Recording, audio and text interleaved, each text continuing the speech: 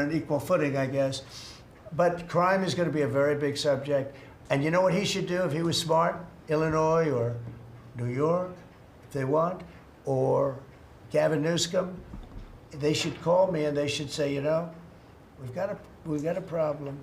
You know, we could solve with this team, different players, but work the same way, because you'd leave them here. You don't want to take them out and let it go to hell. Everybody's so happy and I bet you walked over here today and you had no fear. Nobody has any fear anymore for the last 12 days. But if they, it would be so smart. Gavin just called me up, say, you know what, we have a big problem. We have the Olympics coming up.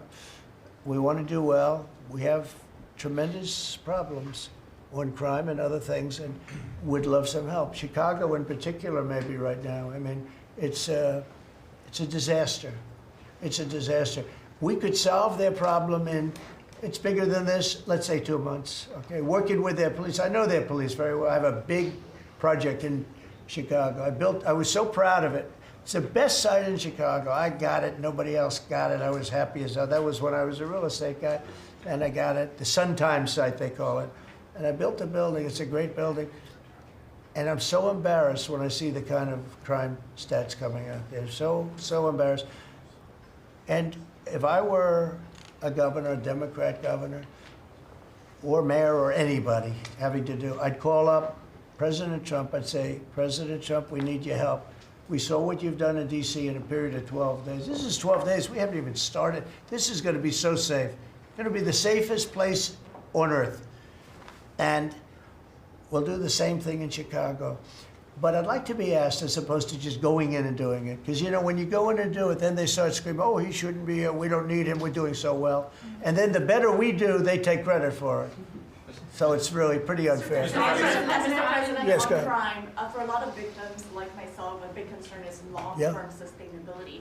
Can you share with the American public about your plan in ensuring that DC is safe in the long term? Longer term, yeah. Well, it's a great question. Number one, we want to stay there for longer than 30 days, as you know. We have an absolute mandate, and I can extend it, but I'd rather not have to declare a national emergency, because by that time, I mean, right now there's not an emergency. We've done, as you sort of said yourself, it feels like a different world. We've got under arrest and prosecution, and we've thrown out, taken some, and we're in the process of taking hundreds out of our country that shouldn't be here. And these are hardcore professional criminals. They were born to be criminals, in my opinion, but they're seriously bad people. Murderers, drug dealers, you know them all. You see them all as you walk beautifully to work, and every once in a while somebody puts a gun to your head, because that's what happened in your case. We're getting a lot of them out of the country. We're putting a lot of them in prison because we're afraid to bring them out of the country. They could come back. You know, as good as we're doing, they could come back. We don't want them back. And that's going to solve a lot of it. We also think there should be a presence here for long enough. We should also work with our police department, because you have very good police here, very good. We're working very well with them, by the way. And we have to work together for a while. We have some people that are very tough and very strong. Working with the police, they're going to be able to handle it. And you know what? If it gets a little bit bad, a little bit, just a little bit, I'll bring them back in and we'll straighten it out and we'll make it perfect. You're going to be so safe in the city. And you're going to have the city beautified. We're going to be giving out, we're working with Clark, as you know, construction. They're the biggest. They're working with me also. We're building a beautiful ballroom for the White House. They've been after it for 150 years, employs a lot of people. It's going to be as beautiful a ballroom as has ever been built. And Clark is the big builder in this city. They've done, I guess, a majority of the good work, the big work. And we're working with them on the beautification, the fixing up of the roads, the fixing up of the medians, you know, between the roads, so cars don't wrap into each other. They wrap into, I have one piece sitting on the ground for weeks. This was a year ago when I had to come in, unfortunately, for fake court cases. And I looked at the condition. We have it fixed up a lot right now. You know, the tents are removed and a lot of things have taken place. But I'd come into this city and I'd say, boy, does it look bad. The filth on the roads, the medians were broken and always laying down, and nobody would fix them, and all of that. Well, we're going to have new medians. We're going to have a nice topping put on the road. We're not going to rip the roads apart and start a construction project the last for 2.5 years as they rebuild the road, which they don't have to do. And we're going to have this place so beautiful. That's going to be a part of it. Now, the biggest part is crime, but it's also a part, you know, when you see a dirty city, it's like I told, I don't know, it became the #1 thing viral. I said my father is a smart guy, he's a great guy, he's a loving, wonderful father, but he could be a little on the tough side. He told me that, son, when you walk into a restaurant and you see a dirty, filthy door going into the restaurant, don't go there because the kitchen's dirty also. When they see a dirty capital, the rest of the world, they lose a lot of respect for our country. This capital is going to be so beautiful. We're going to have new poles, new lights, new fences. It's stuff that, when you add it up, it's money, but it's peanuts compared to what we're talking about. And we're also going to have great safety. Mr. President, I wanted to ask you on crime and also a question on foreign policy that maybe other officials can weigh in into. And on crime, Iris shared her story, and you mentioned, you know, people going. That was a terrible story, because I'm just amazed she's here. When the gun is, Pam, when the gun is put to the head, did they ever capture these people, by the way? I kept calling, but I haven't heard back about this guy. It'd be really great if you could maybe give the information. She's very good at capturing people, you know? She's very good. If you could give that information to Pam, would be great. Would you do that? Yes, will do. Wouldn't you'd love to see them? I would assume you'd like to see them captured. For sure. You can't. You just can't. For years. Yeah, take a good look at that. But, Go ahead. So go ahead. Just a few weeks ago, I was out to dinner with my husband, and you know, we're taking the metro back, and then we get attacked on the metro. They're throwing things. Some teenagers, you know, they're throwing liquid at us. Oh, they're throwing things. They throw. How about where they chop down the granite curbs and the concrete curbs? But the granite curbs so expensive. You know, those granite curbs, nobody uses them because they're so expensive. And you see a guy chopping them and handing out big chunks of them like a brick, because they couldn't get in because people were stopping them from walking out. A little bit unusual when you're walking with a bag of bricks. Generally speaking, Sean, that's not a good sign. That's not a good sign. But they now come in with hammers. They can disguise a hammer, and they start pounding the concrete and the granite, and they hand out chunks. And those people take those chunks and start throwing them at cops, or they stand on the top of bridges and they drop them down into the windshield of your car, and you get killed running into a light pole. It's those days are over. I wanted to ask you, Governor Hochul, Kathy Hochul, said that she spoke to you on the phone, and you said you might send National Guard troops to New York. You mentioned that. So will you? I'd love to do it if she'd like. I get along with Kathy. If she'd like to do that, I would do it. See, look, New York has difficulty like other, and I don't want to make this I want to make this like friendly, but the places we're talking about happen to be virtually all Democrat run. Now, take a look at your 25 places that are most troubled. Everyone, except maybe one, and it's way back in number 24 or 25, but essentially 25 out of 25 are run by Democrats, and cashless bail was a disaster. When they did that, and I believe it was instituted first in New York, but when they did cashless bail, that was a tragedy for this, because that's when it really started getting bad.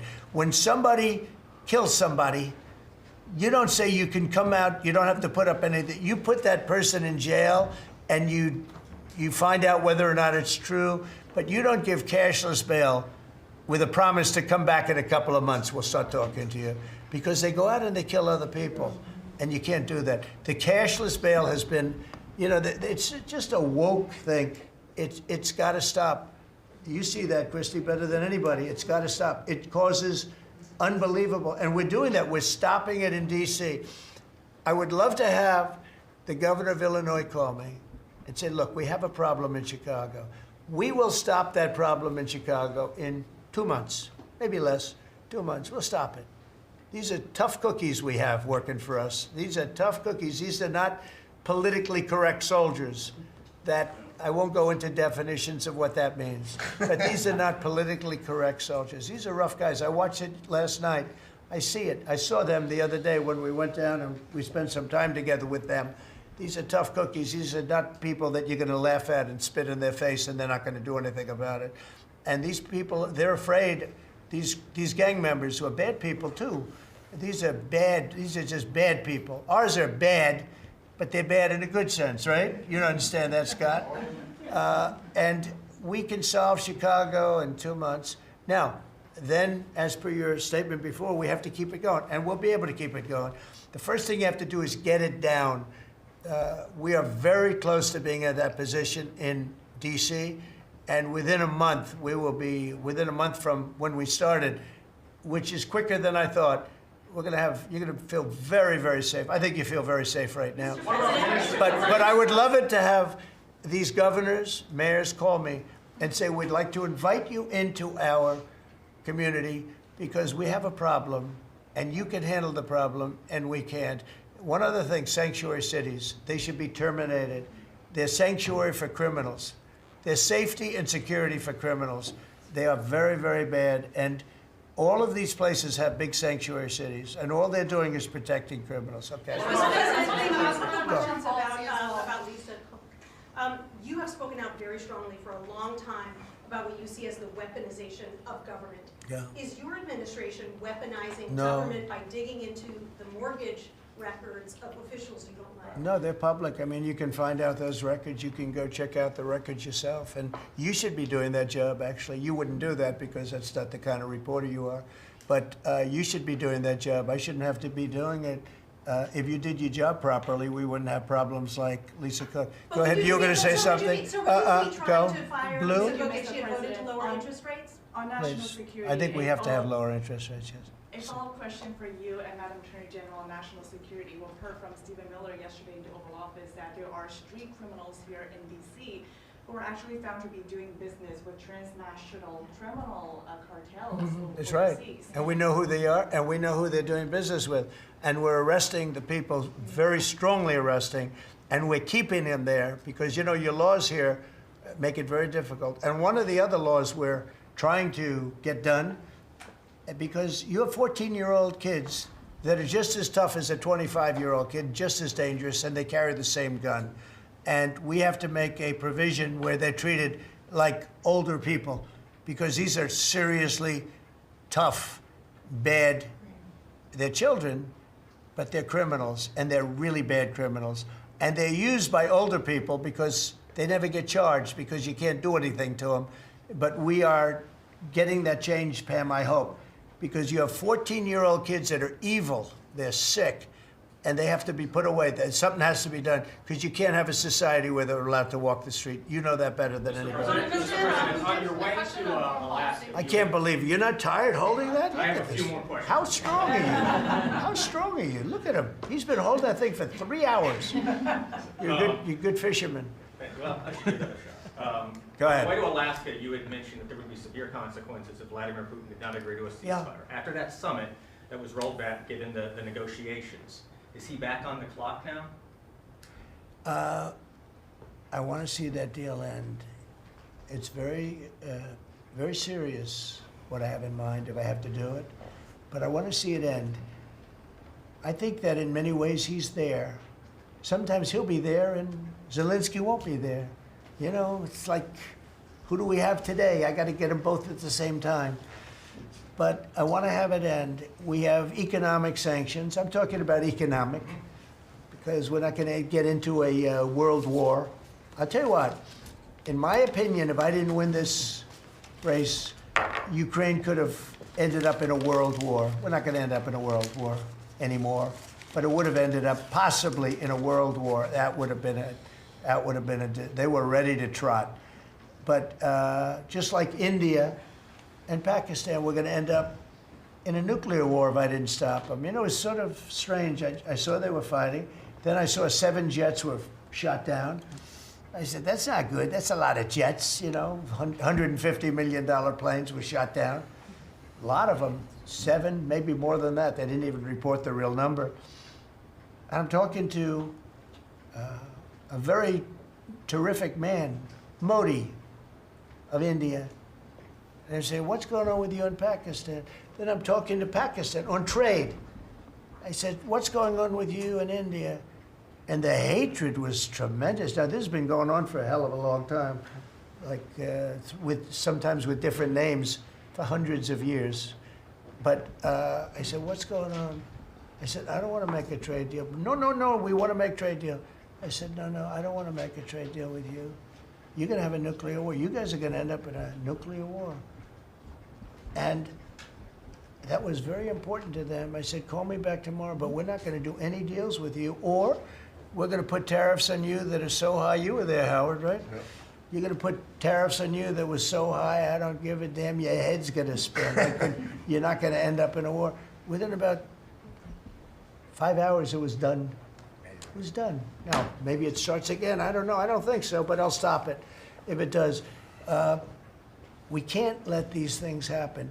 The Russia-Ukraine situation, last week, 7,012 soldiers, 7,012 soldiers died. They were Russian, they were Ukrainian, they weren't American, so a lot of people would say, what do you care? They're not American. I care. They're 12,000, over the last couple of weeks, over 12,000 people died in like in 2 weeks. You know, we're talking about crime where somebody's killed here or somebody. Think of it, you have your son leaving Russia, leaving Ukraine, their little house, wherever they live with their parents, they're waving goodbye, just like our parents would wave goodbye. And they're waving goodbye, son. And then a week later, his head's blown off in a stupid war by a drone, a whole new form of military problem. So, no, I'd like it to stop. I want to get it to stop. And it will not be a world war, but it'll be an economic war. And an economic war is going to be bad. And it's going to be bad for Russia, and I don't want that. Now, I have to also see, because not everybody, you know, Zelensky's not exactly innocent either, okay? You know, it takes two people to tango. And I say it all the time. You got to get them together. I get along with Zelensky now, but we have a much different relationship because now we're not paying any money to Ukraine. You know, stop that. We're paying money to ourselves. What's happening is NATO is buying all of the equipment and paying in full. But even with that, forget about that. I want to get it stopped because it's a lot of lives that are being lost. Every week it's 7,000, 5,000, 6,000. I get the reports and I see battlefields. I'd rather not see them. And you know, you read about Gettysburg. You read about Gettysburg and you see, you know, those 600,000 people, but in that war in particular was really bad, like 150,000 or something, just dead body. I'm seeing the same. I see pictures. I see satellite pictures of heads over here, arms over here, legs over here. And this is like a modern age. It's no different than the worst wars that I've ever seen. And if I can stop it because I have a certain power or a certain relationship, I had a very good relationship with President Putin. Very, very good. That's a positive thing again. And I think I'm probably the only, Steve Witkoff would tell you I'm the only one that can solve it. I don't know, he's told me that a few times, unless he was saying that just to build up my ego, but it's not really. I have no ego when it comes to this stuff. I just want to see it stop. Thousands of young people, mostly young people, are dying every single week. If I can save that by doing sanctions or by just being me, or by using a very strong tariff system, that's very costly to Russia or Ukraine or whoever we have, you know. But I stopped 7 wars, and 3 of those wars were going on for more than 30 years. You know, if you look at Congo, if you look at, just look at any of them, almost all of them were going on for an extended period of time. Now, interestingly, one had just started. It was 2 days old, and you know that one. And we did that one when we were in Scotland negotiating. It was 2 days up, but there were 2,000 dead bodies laying on the border, and I got that one stopped too. And I'm very honored by that, but I still, the one that I thought would be the easiest is turning out to be the hardest. That's President Putin and President Zelensky, but I think I'll get it done. Why do you Can think you that stop is? the Why is it family harder violence? than it? You never know. It's war. Can you stop the family With violence? war, you never know, right? War's very tricky, very horrible. But with war, you never know. Things change. People go into war, think they're going to win the war, and then they get their asses kicked. And they lose their country, and they lose millions of lives. Nobody goes into a war thinking they're going to lose. They go in. I'm sure that Ukraine thought they were going to win. It's going to be, you know, we're going to win. You're going to beat somebody that's 15 times your size. Biden shouldn't have let that happen. Biden shouldn't have, I mean, the man was grossly incompetent. He should have never been there. That would have never happened. But you don't go into a war that's 15 times your size. Do you think So there's the a Say it. Fed just put out a statement saying that Lisa Cook has indicated through a personal attorney that she'll promptly challenge this action in court, seek a judicial decision that would confirm her ability to continue. That's all right, whatever And it it is. says the Fed will abide by any court decision. Thank you very much Will for reading you abide that. by a court decision? I abide by the court, yeah. I abide by the So court. the Yes, question- please. That's enough, that's enough. Mr. Go ahead. Vanity Fair, What's that? other companies, or what other companies are you thinking about taking stake in? Well, you know, we didn't take a stake in the sense that it was reported. Everyone said, I bought a stake in Intel. No, I got it for free. I said I was with the, is that a correct statement? Howard was there. and Absolutely correct. Scott knew all about it. They came in, a man was charged with something by a very good person, Senator Cotton, made some statements about the gentleman that was running Intel. When he came in, and I said some rough things about him, I said, I'm not happy with it, and they called, and he was very devastated at what I said. I said he should immediately resign. And he came to see me, and I was very impressed by him, actually.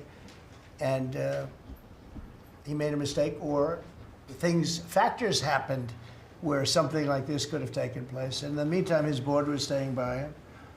And I said to him, and took about, I would say, less than 45 seconds. I said, you know what you should do if you're smart? Give the United States of America 10% of your company. And he looked at me and he said, I'll do that. I said, I just made $11 billion for the United States. And we made the deal. I didn't pay, we didn't write a check. Now, I guess Biden, with his stupid CHIPS Act, handed money to all these people that didn't need any money. It didn't do anything. You know, they're giving billions of dollars to everybody. They all have so much money, and they have more money. But there's no commitment that you had to build. They just took all this money. It's the stupidest thing I've ever seen. See, with tariffs, they have to come in, because if they don't come in, they can't sell into our country. So it's power, and you don't have to give up any money. But I said to him very simply, I'm glad we're straightening this out, because everyone thinks I bought in. No. I said, it would be great, we'd be a great partner for you, and I want to see Intel do well. You know, Intel was a great company, and it can be a great company again. But I said, I think it would be good if we own 10% of your company. He said, I'll make that deal. And it happens to be worth $11 billion. So we made $11 billion for the country, and then I was criticized by some of the fake news media. That's not the American way. Actually, it is the American way. Now, if I can help other countries or do those deals with others, I would do that. I think it's great. It's good. Builds up our balance sheet. Let me tell you, our country is becoming very rich again. You don't see it. When the CBO came out on Friday and said, we just found $4 trillion, and that goes to reduce our deficit, $4 trillion, and it was from the tariffs. Our country is becoming very, very rich again. I hope you get used to it. You know, you're gonna have to get used to it. In addition to reducing the deficit, any update on your previous talking about potentially giving Americans a tariff rebate check? Well, we have a lot of money coming in, rebate check for the Americans, and it's coming in at tremendous numbers. Don't forget, I would say, Scott, we probably are talking about right now 50%, maybe even less than that. With all the money you're hearing is coming in, you're talking about, a lot of it hasn't kicked in yet. And when it really kicks in is in 2 years when these plants are built and opened and the money starts pouring in, right? But, there's a concept of making you could call it a dividend, as we would say, making a dividend to the people in this country who have had to suffer through stupid leadership. And they paid a lot of taxes, and they got nothing for it. Or they got attacked like you were, okay, for it. No, there's a possibility. Primarily, we want to pay down debt, but there's a possibility that we take a piece of it and make a dividend to the people. Mr. American President, tech companies. I have a question for Steve Witkoff, if I may. Yeah.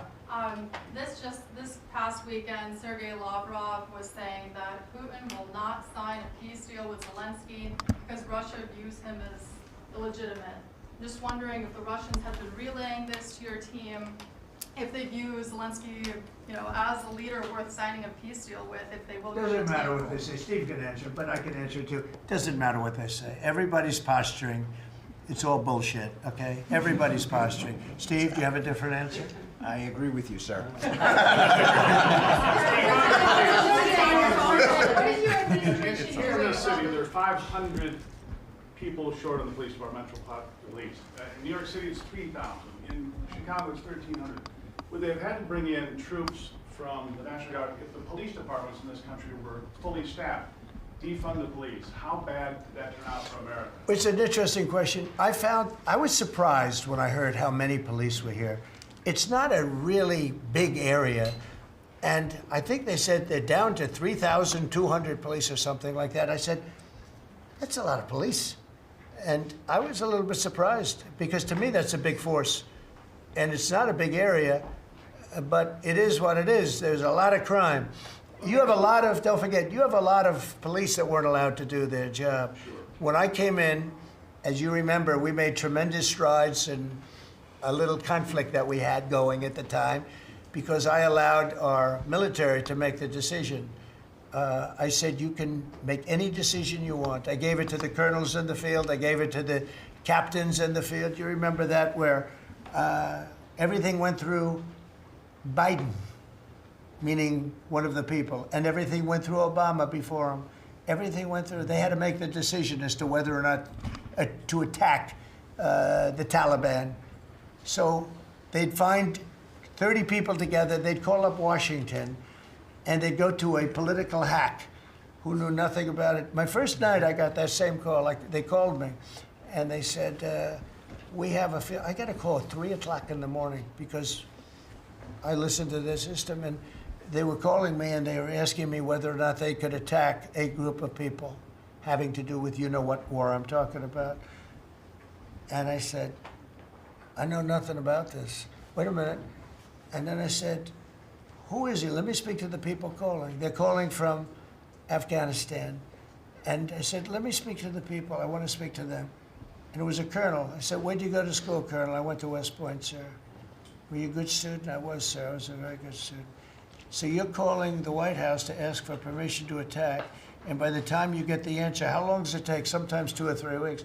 So by the time you get the answer, the people that you want to attack have already left, right? He said, how did you know that, sir? I said, let me ask you, so you're a good student, you went to West Point, and you love the military, right? Yeah.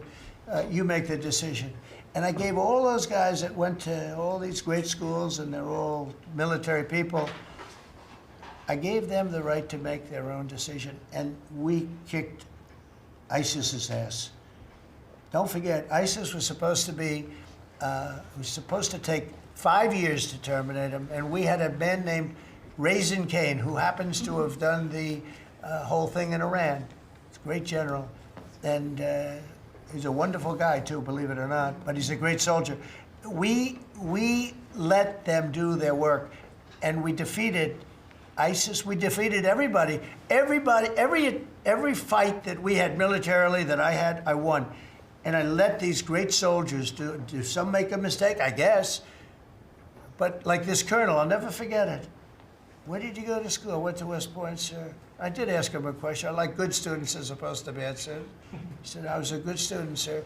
And I said, you do what's necessary. And, I don't want to sound overly vicious, but he wiped out the entire group of very bad people that want to kill us. So you have to let them do their job. In Washington, they're not allowed to do their job, okay? They're not allowed. You have great police. You have great police, but they're not allowed. Hello. Go ahead. On Congress, Mr. President, would you be open to a year-long continuing resolution? I'm always open to whatever is necessary. Look, here's the problem in Congress. You have Democrats that will never vote for anything. I could say that we're going to lower your taxes by 50%. We're going to guarantee you free cities, safe cities. Nobody will ever get touched, molested, beat up, shot in the head. We're going to give you the greatest country ever. We need your vote. And they won't vote. And they do it in unison. The only thing they do good is cheat on elections and unite. You know why they unite? Not because they're good or they're loyal people. They unite because they're afraid. They're afraid of the radical left. And you can't get their vote. So we have a vote coming up at the end of September, and I think we're going to pass it because we have the majority. And I think almost every Republican will vote for an extension. Because no matter what deal you make with these people, look at Schumer. He made a deal a year and a half ago, and after making the deal, he's been almost run out of the party. He's not the same man. He's not the same man. He's finished. He aged 20 years. He's become a Palestinian, by the way. We call him our great Palestinian senator. But Chuck Schumer, and I wrote him a letter. I said, Chuck, that was really great. Thank you very much. And somebody gave the letter to the press, not me. And he was destroyed because they thought I was being sarcastic, and I wasn't. He made a great decision. It kept our country open. It was a positive.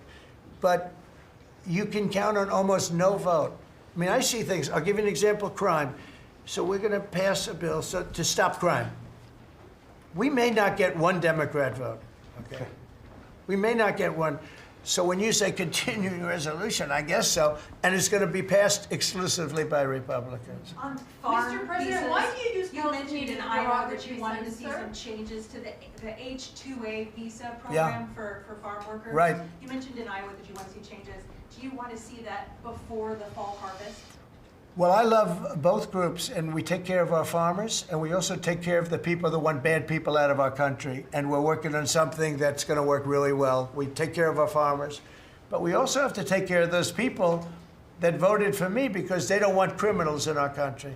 And we're working on something where we can take care of both. Mr. On President, the CDO on that, report, do you were talking about that? the CDO report that 2 of your cabinet members were talking about. I remember back on Liberation Day, many of us reporters covered your detractors, people saying that it was going to explode the deficit and therefore explode the debt. Who all has called you to say I was wrong? That's very good. You know the answer to that. Okay, yeah, please. Mr. President, Governor Pritzker said yesterday that he, at a press conference, that he would encourage nonviolent resistance to the National Guard if they were sent to Chicago. What's your response to that? He said what? That he would encourage nonviolent resistance if the National Guard is sent to Chicago. Look, this guy doesn't know what resistance is or nonviolent resistance is. He's a bad politician. It's amazing. I mean, if he didn't have the money, he wouldn't get any votes because there's no compelling reason to vote for him. The guy's a major loser. But it would be nice if he would call me. I would change my mind immediately. He said, you know, because everybody knows Chicago is a hellhole right now. Everybody knows it. It's not like he's saying, Chicago has much better numbers, right? Well, what's much better? You mean 100 people are going to be murdered? It's going to be much more than that. So I would have much more respect for Pritzker if he'd call me up and say, I have a problem. Can you help me fix it? I would be so happy to do it. I don't love, not that I don't have the right to do anything I want to do. I'm the President of the United States. If I think our country's in danger, and it is in danger in these cities, I can do it. No problem going in and solving, you know, his difficulties. But it would be nice if they'd call and they'd say, would you do it?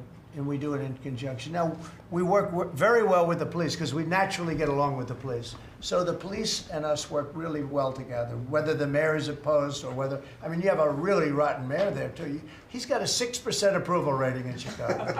And I see black women wearing a red MAGA hat last night on television. Please let the president come in. My son was attacked. You have a force of black women. They're like only Trump. They want Trump to come in. And you see them, they're all over the place in Chicago because they're afraid to go out and they don't want their son or their daughter killed, just like your parents didn't want you killed. And we have a tremendous, look, it's not about winning elections because we want to have nice, fair elections. It's not politics. We want to see a safe country. You have people that want to see a safe country, and they're great people. You have great people in Chicago. The mayor is at 6% approval. He's an incompetent man. He should have never been put in a position like that. He can't handle it. You have an incompetent governor there. You have an incompetent governor in California, Gavin. I know him very well. He's incompetent. He's a nice guy, looks good. Hi, everybody, how you doing? He's got some strange hand action going. I don't know what the hell his problem is. It's a little weird, to be honest. There's a little something shaky going on there. But, you know, all he has to do is call me and say, we have the Olympics coming up. We want to make it really good and safe. And I'll put some really good, great American patriots in there, and you won't have any problems. Don't forget, it's loaded up with some stone cold killers, some really bad people, some people that were just born to be bad. They're criminals, bad criminals, dangerous. And we can solve the problem for them very quickly. So on foreign policy, review policies, Okay, you know what I think? I think this. You have not had this happen for 4 years. You sat and you'd ask one question to Biden, and it was always the ice cream question, right? What flavor ice cream do you like best? I like vanilla. And that was the end of the conference. I think now we've done enough. These people are very busy. I want to just thank, this is the greatest, this has never been done before. First of all, a cabinet meeting was sacred. You'd never let the fake news media in. But the fake news media isn't all fake. It's, a lot of it is, but it's not all. I think it's a great thing. I think maybe it's going to be done in the future. I hope it's going to be done. But you really get the word out. I mean, we had, each one of these people spoke. I think each one, if I thought one of them did badly, I would call that person out. I would say, Christy, what the heck are you doing? Please don't say that. No, but no, seriously, you have a very talented group of people. They get along, they work along together. And there's something really nice about just, you know, the openness of what we're doing. It's government. It's an open government. That's what we are. And we haven't made too many mistakes. Maybe we'll, but we haven't made too many mistakes. We've called it right. And I think you can be very proud of your country. We are a respected country again. We are really, right now, respected at the highest level, and we're doing great. And we're a very rich country again, very rich. And that's a good thing, because when we're rich, we can take care of poor. And that's what we're doing. And we're taking care of crime. And I hope, just in finishing, I hope that Illinois, I hope that New York, I hope that California, I hope they call me and they say, I'd love to have you come in and help us out. I will be a totally different person with them. I will respect them for doing it. Thank you all very much. Are you all set? You all ready? Nice group. Big group. But I want to thank you all for being here as we prepare to celebrate Labor Day, when we honor the incredible hardworking men and women of our country, which is doing very well, I have to tell you. Every policy of the Trump administration is designed to lift up the American worker, promote great-paying blue-collar jobs, and to rebuild the industrial bedrock of our nation. It's also obviously for great defense. We have the greatest military in the world. We rebuilt it largely in my first term. Some of it was stupidly given away to Afghanistan. For what reason? Nobody can figure that one. But it was still a relatively small amount of what, you know, if you compare. The concept of what they did, however, is just incredible. But the country is doing well. We're respected all over the world like never before, probably. We went to NATO, as you know, and they went from 2% to 5% of GDP. Nobody expected that. And the difference is they didn't pay the 2 and they paid the 5. So. And as you know, we are selling a tremendous amount of equipment to NATO. We're not spending any money, we're making money, but I don't want to talk about making. I want to talk about we're no longer involved with funding Ukraine, but we are involved with trying to stop the war or the killing in Ukraine. So we're selling missiles and military equipment, millions and millions, and ultimately billions of dollars to the NATO people, where I'm very friendly and we have a great relationship, but that was an amazing trip. So they're funding the entire war. We're not funding anything. I think it's an important point to make, because a lot of people don't understand that. And we will continue to do that, and we're trying to get as much as we can for them. They want the American product. The American military product is by far the best in the world, and that's what they want to get. They have lots of options, but that's what they want to get. So the factories are doubling up and tripling up where they make the Patriots and other really, you could say defense and offensive weapons. The wages for blue-collar workers are now rising at the fastest rate in 60 years, which is so important to all of us around this table. The average American worker has already seen a $500 wage increase this year, and there's no inflation because there's been decreases, tremendous decreases with, thanks to Doug and Chris and some of the people, the great job they've done with energy. Thank you very much. And Chris, thank you very much. I see you down close to $60 a barrel, and you'll be breaking that pretty soon.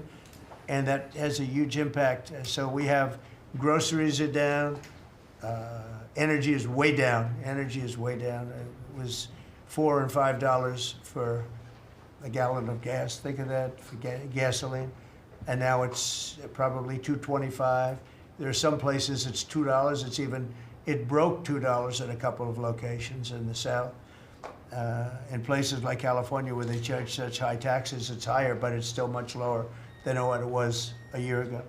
So energy's way down, groceries are way down, eggs are way down. Thank you very much, Madam Secretary. You've done a great job. Appreciate it. When we came in, the eggs were through the roof. They were 4 times higher than they've ever been. And my first question from you people, well, what are you going to do with eggs? I said, what's the problem with eggs?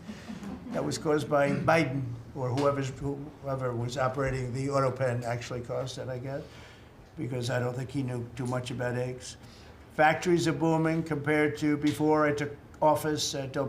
Domestic auto production is going to be, it's going to be so thrilling in 2 years when you see the numbers, because they're building plants all over the country. They're all coming in because of tariffs. They don't want to pay the tariffs. And if they build their plant here, they don't pay the tariffs. And they're pouring into our country, and you know about AI and you know about but the auto plants, that's the good old-fashioned stuff that I love. The auto plants are pouring into the United States of America. They're coming from Mexico, they're coming from Canada, and they're coming from Europe, all over Europe. And it's been pretty amazing. So factories are booming. And when they actually open, right now they're booming in terms of construction. This is something given to me by Mark Zuckerberg. And you'll see this is AI now. I never understood. I said, well, because I built shopping centers, and for $50 million, you can build a very nice shopping center. So I never understood when they said $50 billion for a plant. I said, what the hell kind of a plant is that? But when you look at this, you understand why it's $50 billion. So this is one he's building in Louisiana. That's Meta, Facebook, as people understand it to be. But look at that, that's the size of Manhattan. So that's superimposed over the island of Manhattan. It takes up a big part of Manhattan. I think they say 81% of Manhattan. So these are big things, and they're going up. A lot of them are going up now. I don't know that big. Actually, Mark is building 4 of them, and others are building similar places. And when these things open up, I'll tell you what, our country, we're leading China now in AI, substantially leading China. And the reason is because we're letting them build their own electrical facilities. We would need double the energy if you take all of the electricity that we produce right now in this country, you'd have to multiply it times 2 or maybe 3 times. So 3 times more than we have right now for everything, to operate your toaster and everything else, okay? 3 times more. And the way we are able to succeed, because China goes out and builds these massive plants. They're right now building 58 coal, in this case, almost all coal-fired plants. And coal is back with this country too, by the way. There's a reason they use it, because it's good. It works for them. And we call it clean coal. We don't call it coal, we call it clean, even very clean coal. But we have coal going up, we have nuclear going up. Nuclear is very much in vogue now. It's safe and inexpensive and great. We don't allow windmills. We're not allowing any windmills to go up. I mean, unless there's a legal situation where somebody committed to it a long time ago, we don't allow windmills. And we don't want the solar panels that I was speaking with the secretary about, because they take up, thousands of acres of our farmland. You see these big, ugly patches of black plastic that comes from China. And the solar is, I like solar in some ways, but for firing up your big plants. It doesn't work. It's very unstable, but it really takes up your farm. The farmers are saying, you know, they're building these massive blotches in the middle of the fields all over the country. It's so crazy. It's so crazy. So we're not heavy into that at all. And windmills, we're just not going to allow them. They're ruining our country. They're ruining everyone. If you look at, I hate to mention countries, but you look at the UK, what's happened at UK, they have energy costs have gone through the roof. It's because of wind. They want to do everything, close up the northern parts of the country. They have oil that's tremendous, and they closed it up, and they've been building windmills all over the place. And I tell them, you're my friends, but man, you're gonna have a bad awakening very soon. It's gonna be very bad. They're ugly. They don't work. They kill your birds. They're bad for the environment. And if you look at them from a house, your house is worth less than 50%. So I'm trying to have people learn about wind real fast, and I think I've done a good job, but not good enough, because some countries are still trying, and they're destroying themselves. Those are countries that are really destroying themselves. I hope they get back to fossil fuel, because right now, Chris, whether we like it or not, fossil fuel is the thing that works, and then you can add nuclear with it and other things, but fossil fuel is what works if we're going to fire up those big monster factories.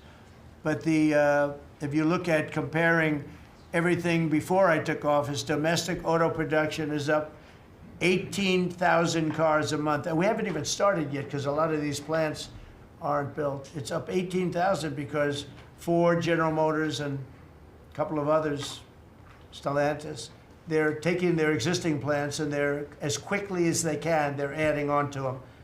So when their plants open, because they're building big, modern, beautiful auto plants. But think of that, we're up 18,000 cars a month, and essentially all they've done is try and utilize their space correctly as their big plants open up. It's gonna be, I hope they remember that it was this way. I hope this table gets a lot of the credit for what's happening. It gets all of the credit, because this would have never happened. We were going out of business in every way. We were losing. All the car plants were leaving this country. Now they're all coming back in, and they are coming from Canada, and they are coming from Mexico, but they're coming from Germany, they're coming from all over the world. Domestic steel production is up by 100,000 tons of steel a week. We have a 50% tariff on steel, aluminum, and various other things. Copper just got brought into the picture, and that means people are gonna wanna make steel here. We just made a deal with U.S. Steel. As you know, we have an outside company come in, spend $17 billion on building new plants, new everything. It's great, and it stays right here in America. So we're doing amazingly well on steel, and domestic oil production is up by more than 300,000 barrels a day. That's a lot of barrels, and you're going to be talking about that in a second, I think, Chris and Doug. These two people have done a fantastic job, and we have the oil price down to about $62 a barrel. So just so you understand, because a lot of you like to talk about costs and prices, but I watch so much fake information.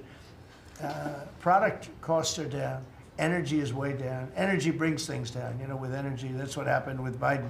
He stopped our program, and then he went back to it when he realized that it looked like you're going to be paying numbers that nobody's ever seen, like $7 a gallon. You're going to pay $7 a gallon. They were up to $7.5. So then he immediately went back to the Trump plan that they terminated, but it was too late for them. It was too late. They blew it. They had a great thing going. I gave them something great, and they blew it.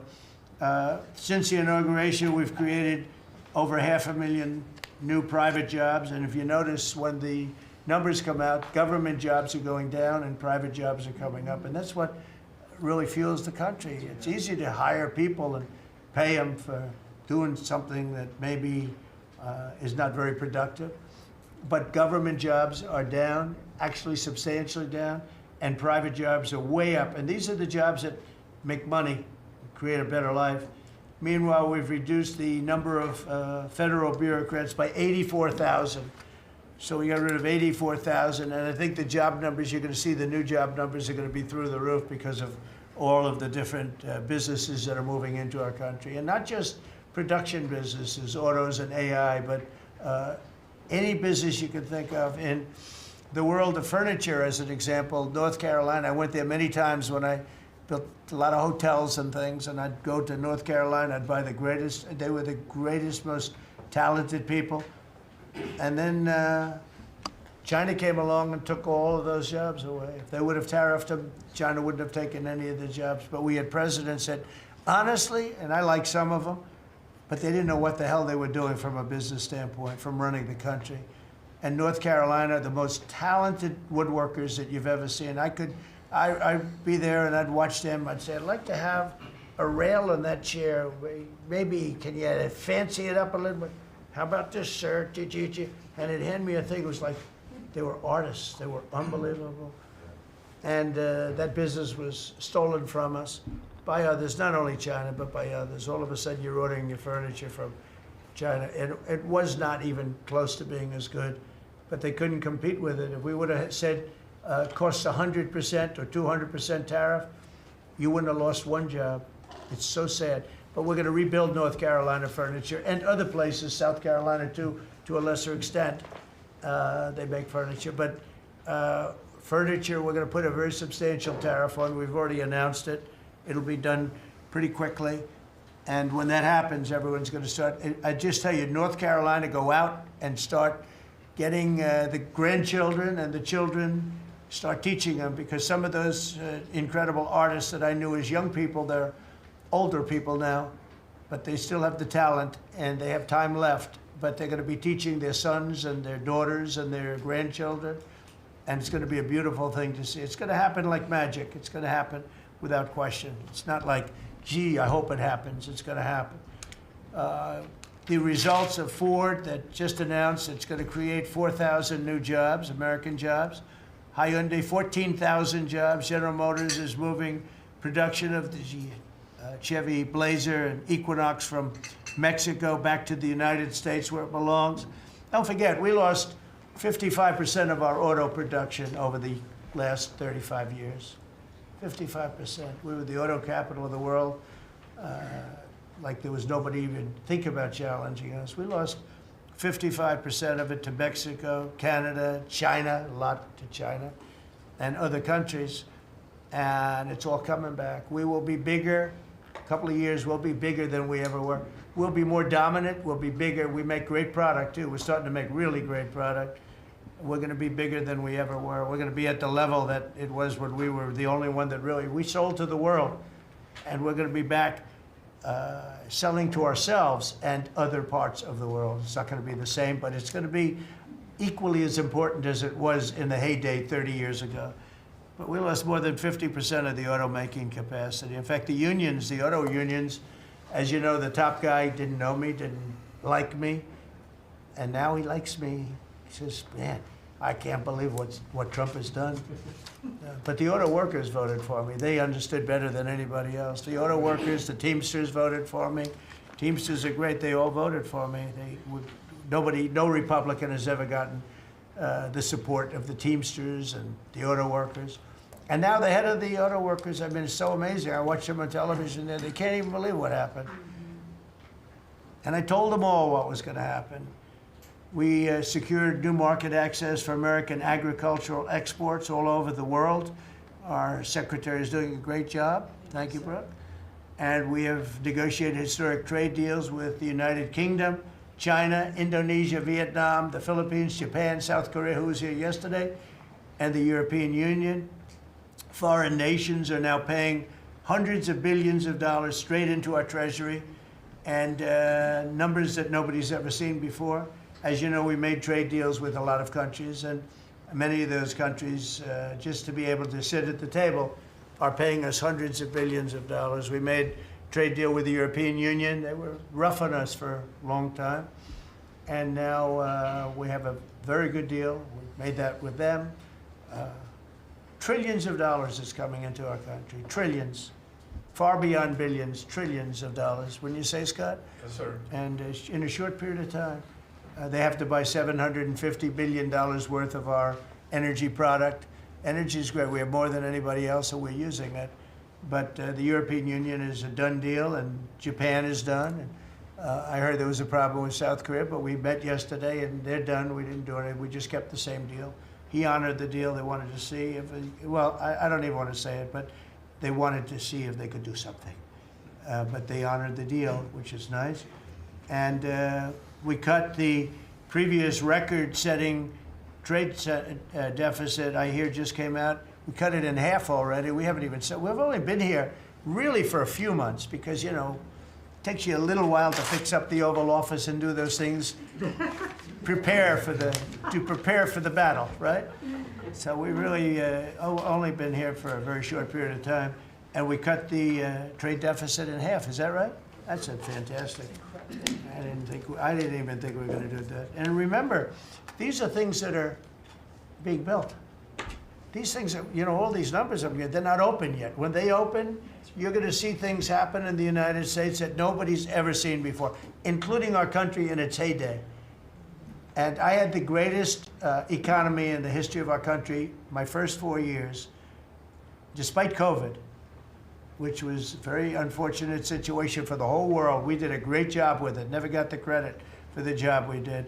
Operation Warp Speed, people say, is one of the greatest achievements ever in politics or in the military, because it was almost a military procedure. But everybody, including Putin, said that Operation Warp Speed, what you did with that, nobody can believe it. And we did a great job. But it was a horrible, horrible pall over our country. We had a very dark cloud over the world. That was a very, very bad thing that came out of Wuhan, which I said it came out of Wuhan. That's where it came from. And China suffered greatly, but everybody did. But we did a good job with that, as good as you can possibly do, and we came back, and now we're stronger than ever before. If I didn't win this election, this country was gone. I'm telling you, economically it was gone. None of the things that we're talking about would have happened.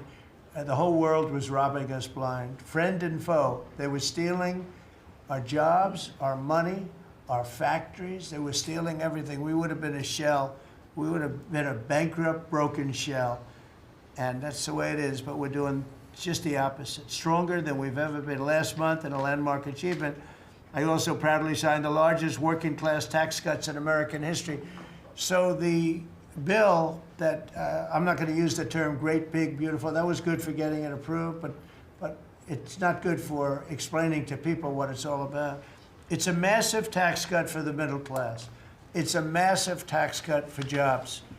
And it's, I mean, think of it, no tax on tips, no tax on Social Security. So seniors, I don't know how you can vote for anybody else.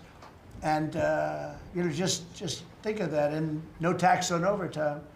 So you work overtime, you don't have to pay tax on overtime. That's good. The Democrats don't know what they're going to do. So they have, like, this soundbite. You know, they have all these sound bites. They send it out. I don't know. Some guy sends out a word, and everybody uses it, including the fake news. Some of you are here right now. I'm looking at you. And it's death. They use the word death. No, it's actually life. It's almost like a newborn life. It's not death. That's their soundbite. The bill is death. It's not. We strengthen Social Security. We strengthen Medicare, Medicaid. The job we've done on Social Security is, if the Democrats got in, Social Security is over because the country's going to fail. There won't be any Social Security. And I made that pledge to you. We're going to take care of Social Security, Medicare, Medicaid, and we're doing that in spades because the country is becoming so successful again. And it hasn't been this successful. I think in the end, it will never have been this successful. I don't think it'll even be close with what's happening. Every American is seeing a tax cut as a result of the bill. The average police officer will keep an extra $1,000 a year at least in overtime, and the average waiter or waitress will keep nearly $2,000 extra in the fact that they would have had to pay that kind of money on tips. And I never realized that the government was so strong on that. But waitresses, waiters would tell me that the government would go after them. Like it was horrible. That's how it all started with me. It just was incredible. And the biggest thing was, again, the $4 trillion that they found. They said, well, that was nice. They should have announced it. I could have told them that. And I don't know. It should be simple. But a lot of people didn't understand it. Actually, a lot of good people didn't understand it. But now they're saying, you know, Trump was right. They'd never seen anything like this. And I don't know what it is, Scott. They didn't understand what we were trying to explain to them was going to happen. Everybody's moving back to the United States because they don't want to pay a tax. If they're not here, they have to pay a tax. And it didn't seem that complicated, but it's working at a level that nobody can imagine. You know, this is working $4 trillion, but that's a big number. It's a number that nobody ever heard of before. But 4 trillion is exciting, but that's nothing compared to what's happening because these places haven't even opened yet. Some of them haven't even started hiring yet.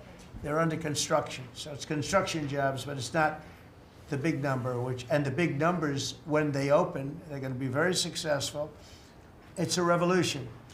We're also working on things to ensure that the awesome power of artificial intelligence is used to benefit all Americans, including American workers and also American children. In that spirit, our wonderful First Lady has just announced a presidential AI challenge. It's going to be a very good challenge, I can tell you. She's put her heart into it, which will inspire the next generation to stay on the cutting edge of this vital technology. This is the new internet, the new computer, the new television, the new everything, all put together in one. This is why when I show you a picture like that, I mean, I show you this. This is a factory superimposed over the island of Manhattan, and you have many of them being built right now all over the country, or soon to start. Some of them have started. This one has actually started. That's in the great state of Louisiana. But the First Lady is working very hard on this, and it's an important initiative. And Melania, when she puts her mind to it, nobody can do better. There's nobody. So every young person should go to AI.gov to learn more, AI.gov to learn more. And you'll see it's a great challenge. I think it's going to be a very modern kind of a challenge that involves AI, which is very exciting to people. So I want to thank her, raise a lot of money for children. We're putting America first, and we're going to be putting the American worker first. And, you know, the Republican Party has picked up 4 million new people, 4 million. The Democrats have lost 2.5 million. Other than that, they're extremely happy. No, they're very depressed. They're very depressed. And their new box that they've fallen into is crime. There was a consultant on one of the shows this morning I was watching. I thought he was very good. He's a Democrat consultant. And he was screaming, no, no, don't let him do this to you. Don't let, it's another trap. It's another trap. What he's talking about, like men playing in women's sports. They said that's an 80-20. No, it's a 97-3. It's 97-3. Like transgender for everybody.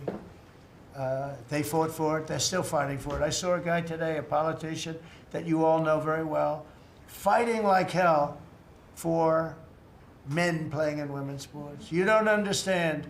They're human beings also. Well, I agree they're human beings. But you can't have a 7-foot guy playing basketball with the women. You know, just one of those little problems in life. And we all have our place. That's okay. I've got my place too. But this guy's screaming, it's another trap. And this is the worst of all. He said, because this is crime. Trump is saying he's against crime and they're for crime. No, he's going, it was funny. No, it's a trap. Don't do it. And then I saw this poor, stupid Chuck Schumer, the guy. He looks like he's aged 100 years. And I don't like getting into looks. You know, looks don't mean anything, right? When you're in politics, looks don't matter. I look at Pam, I would never say she's beautiful because that'd be the end of my political career. Laurie, secretary. But I will tell you, this is the best of all. And they're going to fight me. Like this slob of a governor you have in Illinois. This poor guy got thrown out of his business by his family. know the family. I was partners with the family, nice family. I like the family, but he was no good. They threw him out. He's governor of Illinois, and he goes about Trump, we don't need his help. Chicago is the worst. These places are really bad. Crime in D.C. was the worst it ever was. You know, they make up stories. Crime in D.C. was the worst ever in history. And now, over the last 13 days, we've worked so hard. And we've taken so many, there are many left, but we've taken so many criminals, over 1,000. I watched a man from Maryland who said to me, I mean, sir, you're the greatest president. You're doing an unbelievable job. What a great job. Governor Moore, has anyone heard of him? Mm-hmm. He's another hopeful for president. I don't think so. But I met him, and I didn't realize it was on camera. Did you see they caught him on camera? I was at a game, I don't know, like the Army-Navy game or something. And I met him in a hallway. And as usual, you do your job very well. One of these great cameramen had it on tape. But I met this gentleman. I never met him before. Sir, you're doing a great job. You're doing an unbelievable job. Thank you very much. But then he goes on television and says, oh, Trump is a dictator. He's a dictator. And a lot of people have so the line is that I'm a dictator, but I stop crime. So a lot of people say, you know, if that's the case, I'd rather have a dictator. But I'm not a dictator. I just know how to stop crime. And you would think that Illinois, where they have such a problem with crime, such a bad governor, he should be calling me and he should be saying, could you send over the troops, please? It's out of control. It's out of control. In New York, it's out of control. Not as bad as Illinois, by the way. Not even close. In California, you would have not had the Olympics had I not sent in the troops. We sent in the National Guard. They did a fantastic job. We have the Olympics. We have the World Cup coming. I got them in my first term, and I was really sad because I said, oh, boy, I got them, and I won't be president. And little things happen. Thank you, God. Thank you. Little things happen. Think of it. You could ask Johnny. Johnny would tell you, he's the head of World Cup. He's a great guy, too, great commissioner. But he's the head of the World Cup. He said, Trump is the only reason we're doing this. And the sad part is that I was not going to have it. I would have to be, probably I wouldn't have even been invited to the game, depending on who's president, right? And I got that. I did not get 250, okay? The 250th anniversary, I did not get. I'd like to claim it, if I might, but I did get that. That was whether I was president or not, it was still 250. I'd like to take credit for it. What I will take credit for is we're going to have a better celebration under Trump than you would have had under some stuff. That I'll take care of. We're going to have a safer place, Christy, because of you and Tom Homan and everybody, right? But, so we have 250 coming up. We have the World Cup coming up, which is like having 45 Super Bowls. And we have the Olympics coming up. So we're going to have a very exciting 3.5 years remaining. We're going to have a very exciting, it's going to be done properly. So I just want to tell you, our country's in incredible shape. Our military is strong and powerful and respected. We had some fantastic decisions from the Supreme Court that let us put the people into the military and other businesses that are best for the job, as opposed to some woke reason that was killing our country. That was a very strong, very powerful. You can now go into a company based on your ability, as opposed to being forced in based on some factor that cannot make our country great. That was a big decision, very, very big decision. And we've had a lot of great decisions, and we've all made some great decisions sitting around this table. I want to thank Scott. Unbelievable what's happening financially with you and Howard. And Vice President's involved in everything, and he's been great. And Marco has been, really, I think you're born for this job. I don't think you should ever run for another office. I don't think you should, really. You're so good at this. He is so good. And everybody likes him, everybody likes him. But everybody, much more importantly than like, I think you would say, is respect. They respect Marco. They respect all the people around the table. So what I'd like to do is, I'd like to go around the table. You seem to like it. Your audience seems to like it based on ratings. And I want to mention, about crime, because we have a young lady here, Iris, of Epoch Times. You're Iris, aren't you, huh? And I heard you were very savagely mugged in the city, and I'm not going to let that happen under this administration. That was last year. And would you like to mention what happened? Of course. So first of all, thank you, Mr. President. You want to listen to this? For having me here to share my story to the room and to the broader public. My name is Iris Tao. I'm a White House correspondent for NTD, the sister media of the Epoch Times.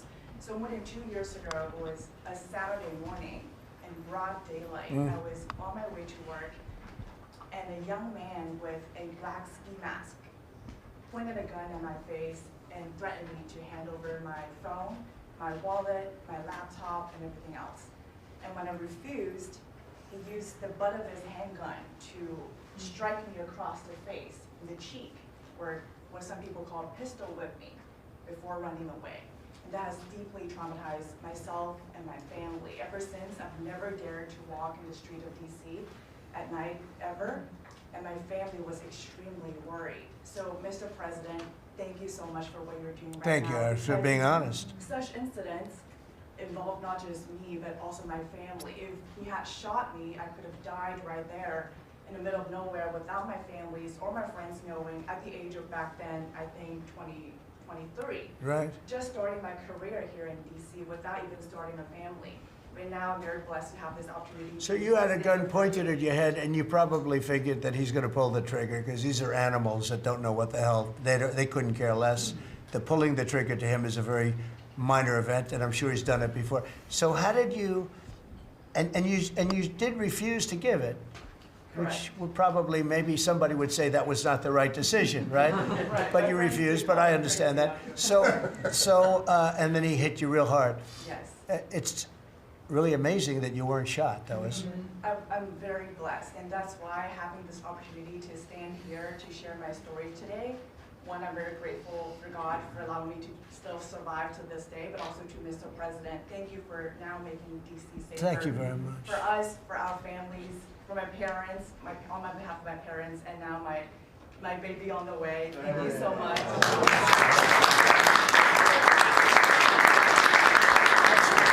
And there are other reporters and journalists, good people, and you don't have to say it, but that have also been attacked violently. And not violently, too, pretty badly. But, and I bet you see a big difference in the streets right now. And this is only 12 days, but people are telling me they're going out to dinner now. They haven't, I told my friend, but I have a lot of friends that are going out to dinner all the time now in DC, and they weren't doing it 12 days ago. They would never even think. One of my friends went out 5 times. It was 4 times the last time I told. Now it's 5 times. He said, I love going out to dinner, and restaurants are starting to open again. A lot of them closed because, you know, nobody wanted to go into a restaurant. Nobody wanted to get to a restaurant or even sit in the restaurant.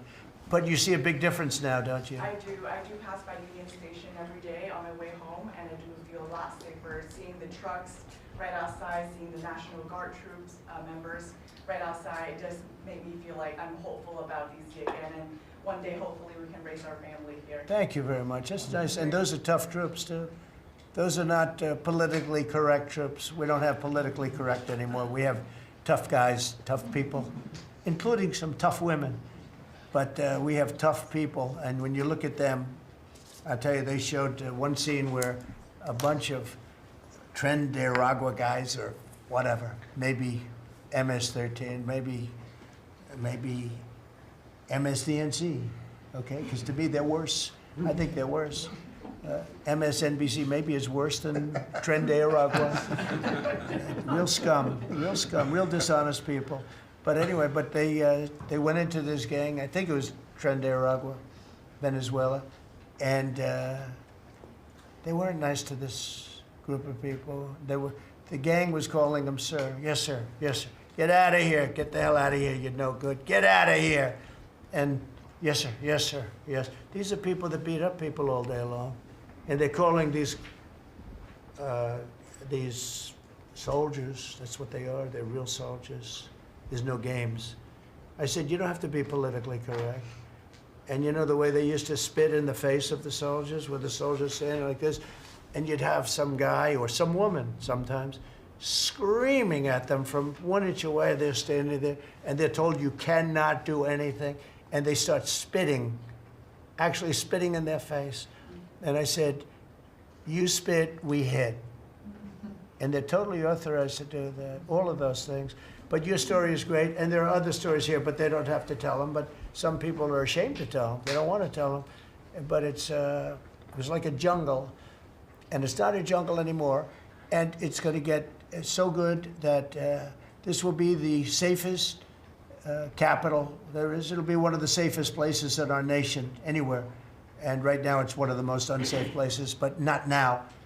12 days ago, it was the most unsafe place in our nation. And they have to stop issuing false crime numbers because, I mean, I heard the mayor, and I like the mayor, you know, fine. I don't care if I like her or not. If she did her job, I wish she were a horrible person who did her job. But she's probably nice, I guess. I don't care. I want her to do a job. But they issue false numbers. She said, crime is down, you know, before we got, now they can say crime is down. Crime is very much down. But what they did is they issued numbers. It's the best in 30 years. Not the best. It's the worst. It's the worst. It's much worse. And they gave phony numbers. And then they fired the man who didn't want to write the phony numbers. He got fired. And I guess that whole situation's under investigation because it's a very important thing, Pam. I mean, if they're going to give these phony numbers, it's a false feeling that you get crime, you have to do something about it. And you can't go around saying, oh, Washington, D.C. safe if it's not. It's going to be very safe very soon. It's very safe right now. You're going to go out, have dinner. People are going out all over the place. They're walking. I have people that work in government, strong, tough cookies. They can take care of themselves. But it doesn't help to have big, strong muscles. And I work out. If a guy's over there with a gun shooting you in your face, you can be the strongest guy in the world. A guy has a gun, shoots you in the face. It doesn't matter how much you've worked out, how many weights you've lifted, how hard you work. And so we have the toughest guys and we have the best guys. And I'm willing to go to Chicago, which is a big trouble, but we have a governor that refuses to admit he has problems, huge problems. Baltimore, Wes Moore was telling me I want to walk with the president. Well, I said, I want to walk with you too someday, but first you got to clean up your crime because I'm not walking in Baltimore right now. Baltimore is a hellhole. And this guy, I don't even think he knows it. He's another candidate for president. Between him and Newsom, you got some real beauties, I'll tell you. But if we didn't go into Los Angeles, you wouldn't have the Olympics, in my opinion. You wouldn't have the Olympics. We went in, and the sheriff, the boss, said, thank God they're here. You could see his tape. He said, we were not able to control what was happening. That was the sheriff. And he said it loud and clear. And you know, they're suing us for going in and cleaning up crime.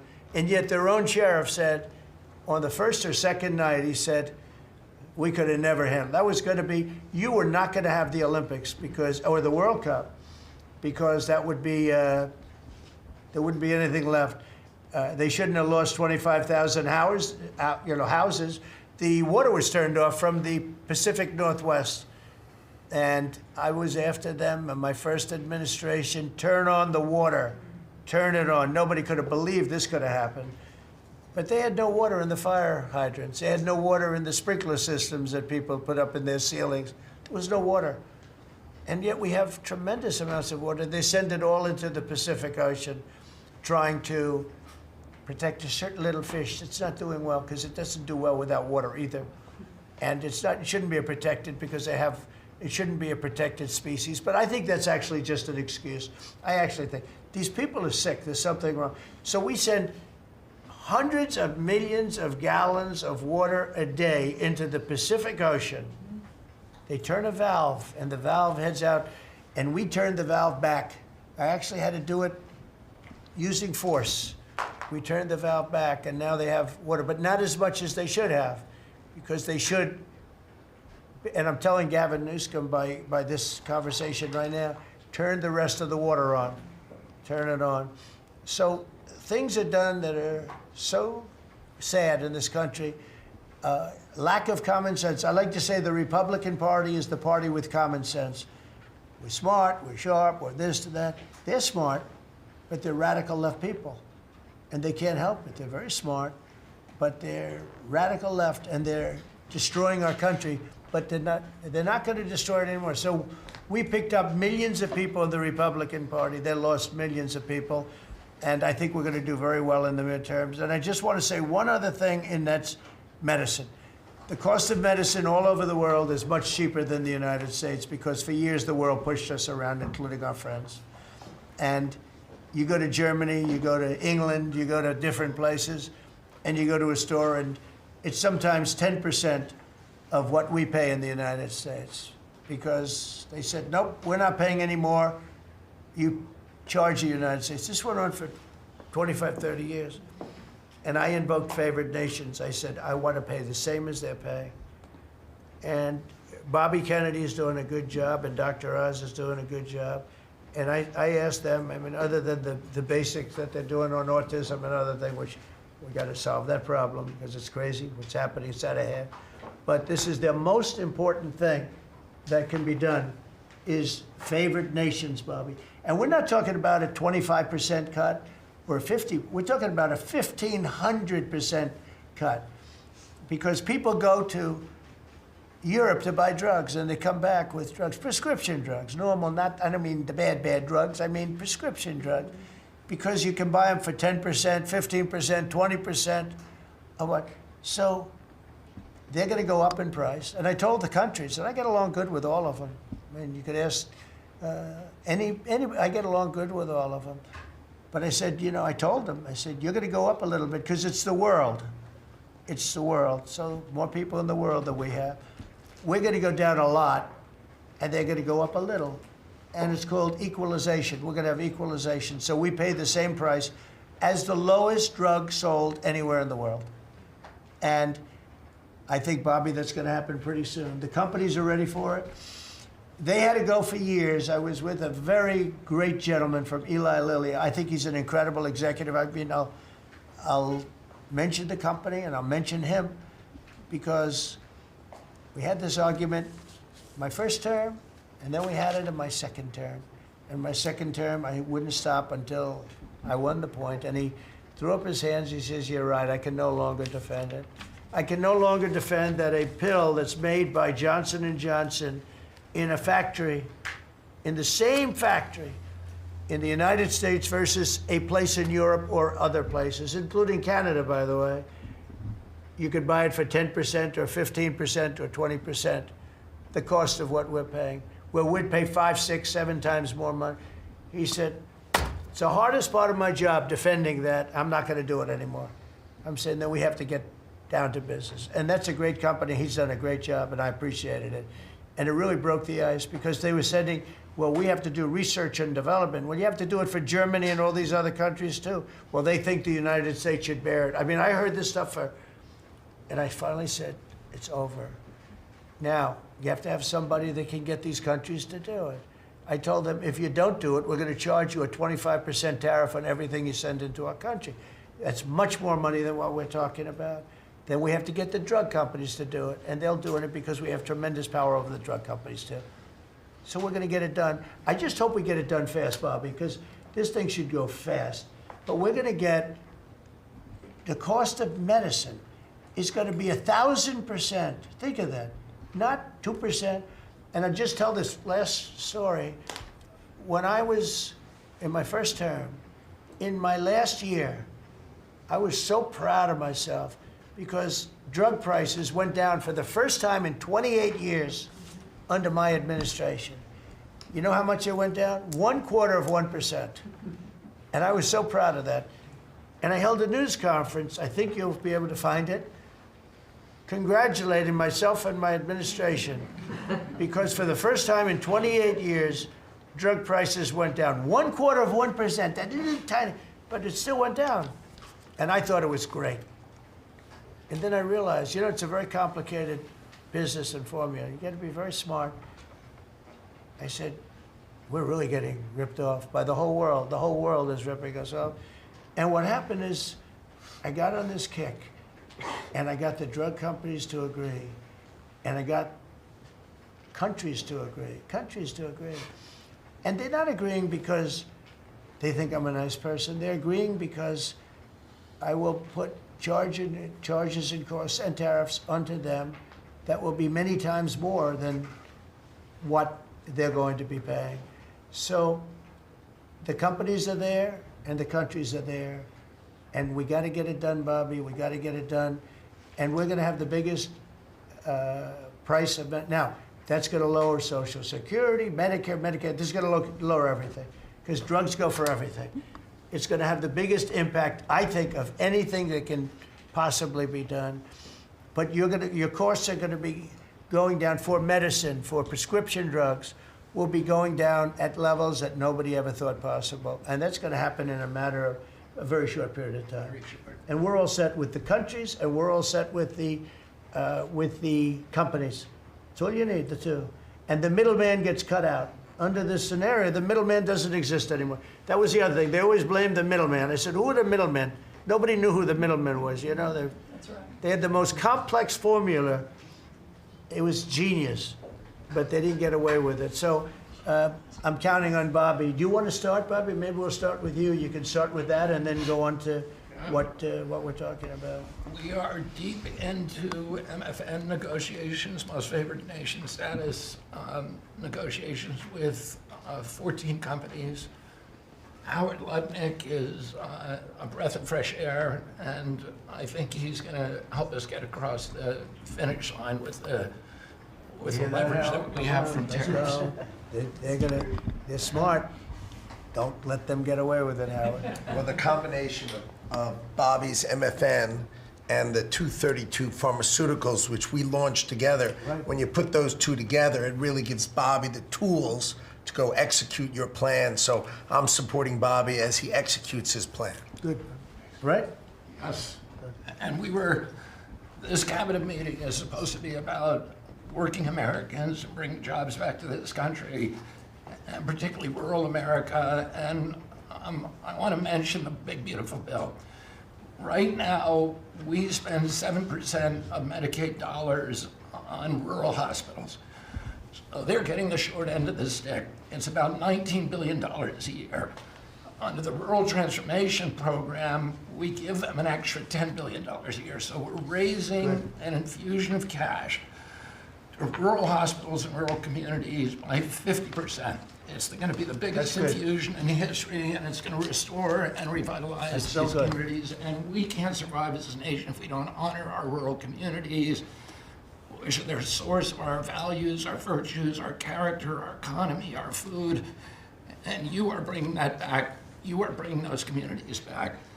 I wanted to talk, because you mentioned the wind farms, we now have an interdepartmental coalition, a team, which is Doug Burgum and Howard Lutnick and Chris Wright and Pete Hegseth. We're all working on this issue. And Lee. We're all working together on this issue. We're meeting together. There are right now 11 wind farms planned that were launched during the Biden administration.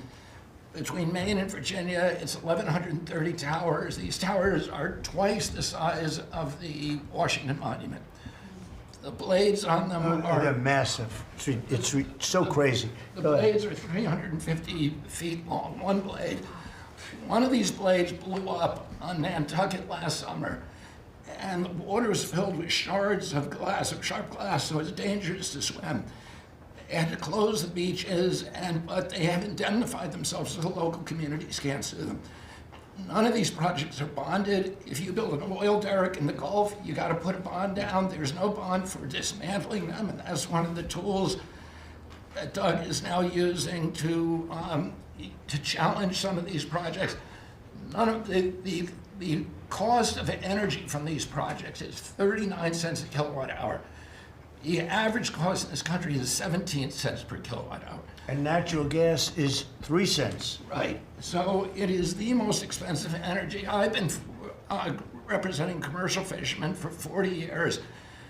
They are so excited about what you're doing, Mr. President, because their fisheries are being wiped out. As soon as they begin construction, the groundfish fisheries just disappear. The fish leave the area.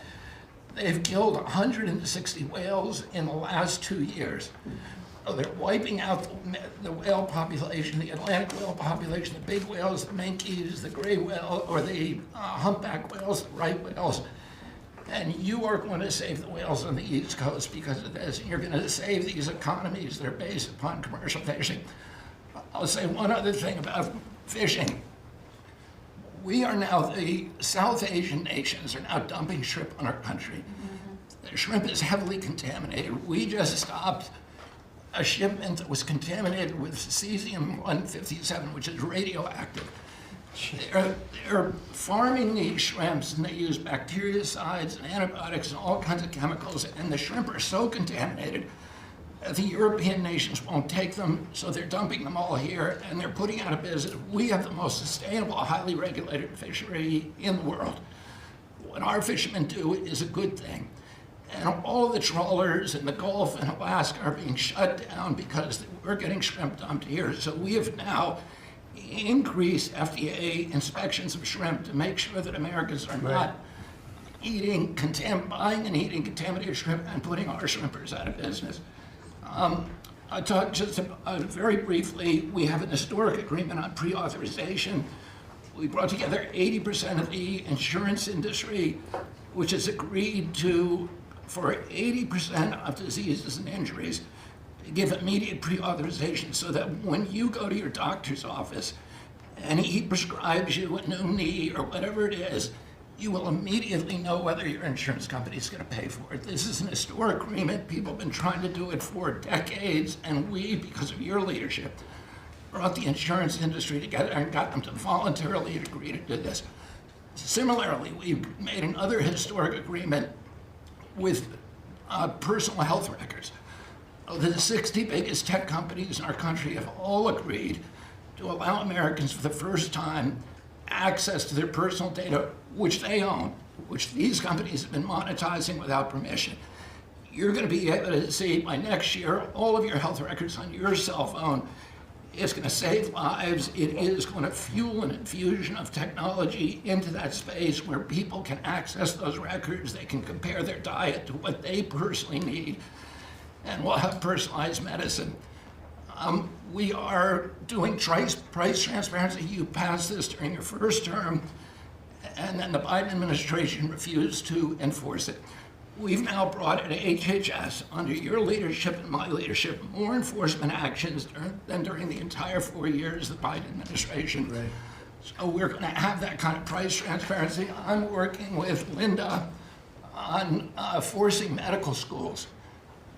And the MCATs, the people who administer the MCATs, the people who do accreditations, to put nutrition into medical school education. Right now, 25% of the doctors in this country do not feel competent to give nutritional advice. 70% of diabetes cases can be reversed or ended if you just change people's diets, and the doctors don't know how to advise it. They only know how to prescribe the drugs.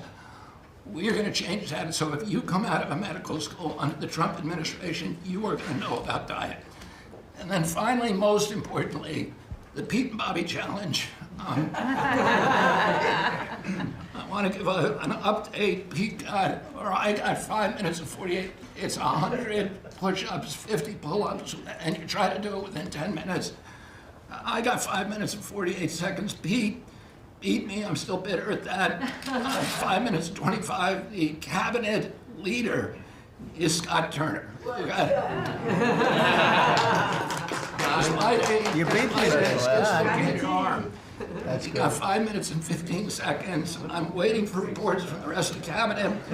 The only exemptions currently existing is if you can hit a 50 at Bedminster, which President Trump did with Bryson DeChambeau, so he's the only one exempt in this room. Everybody else.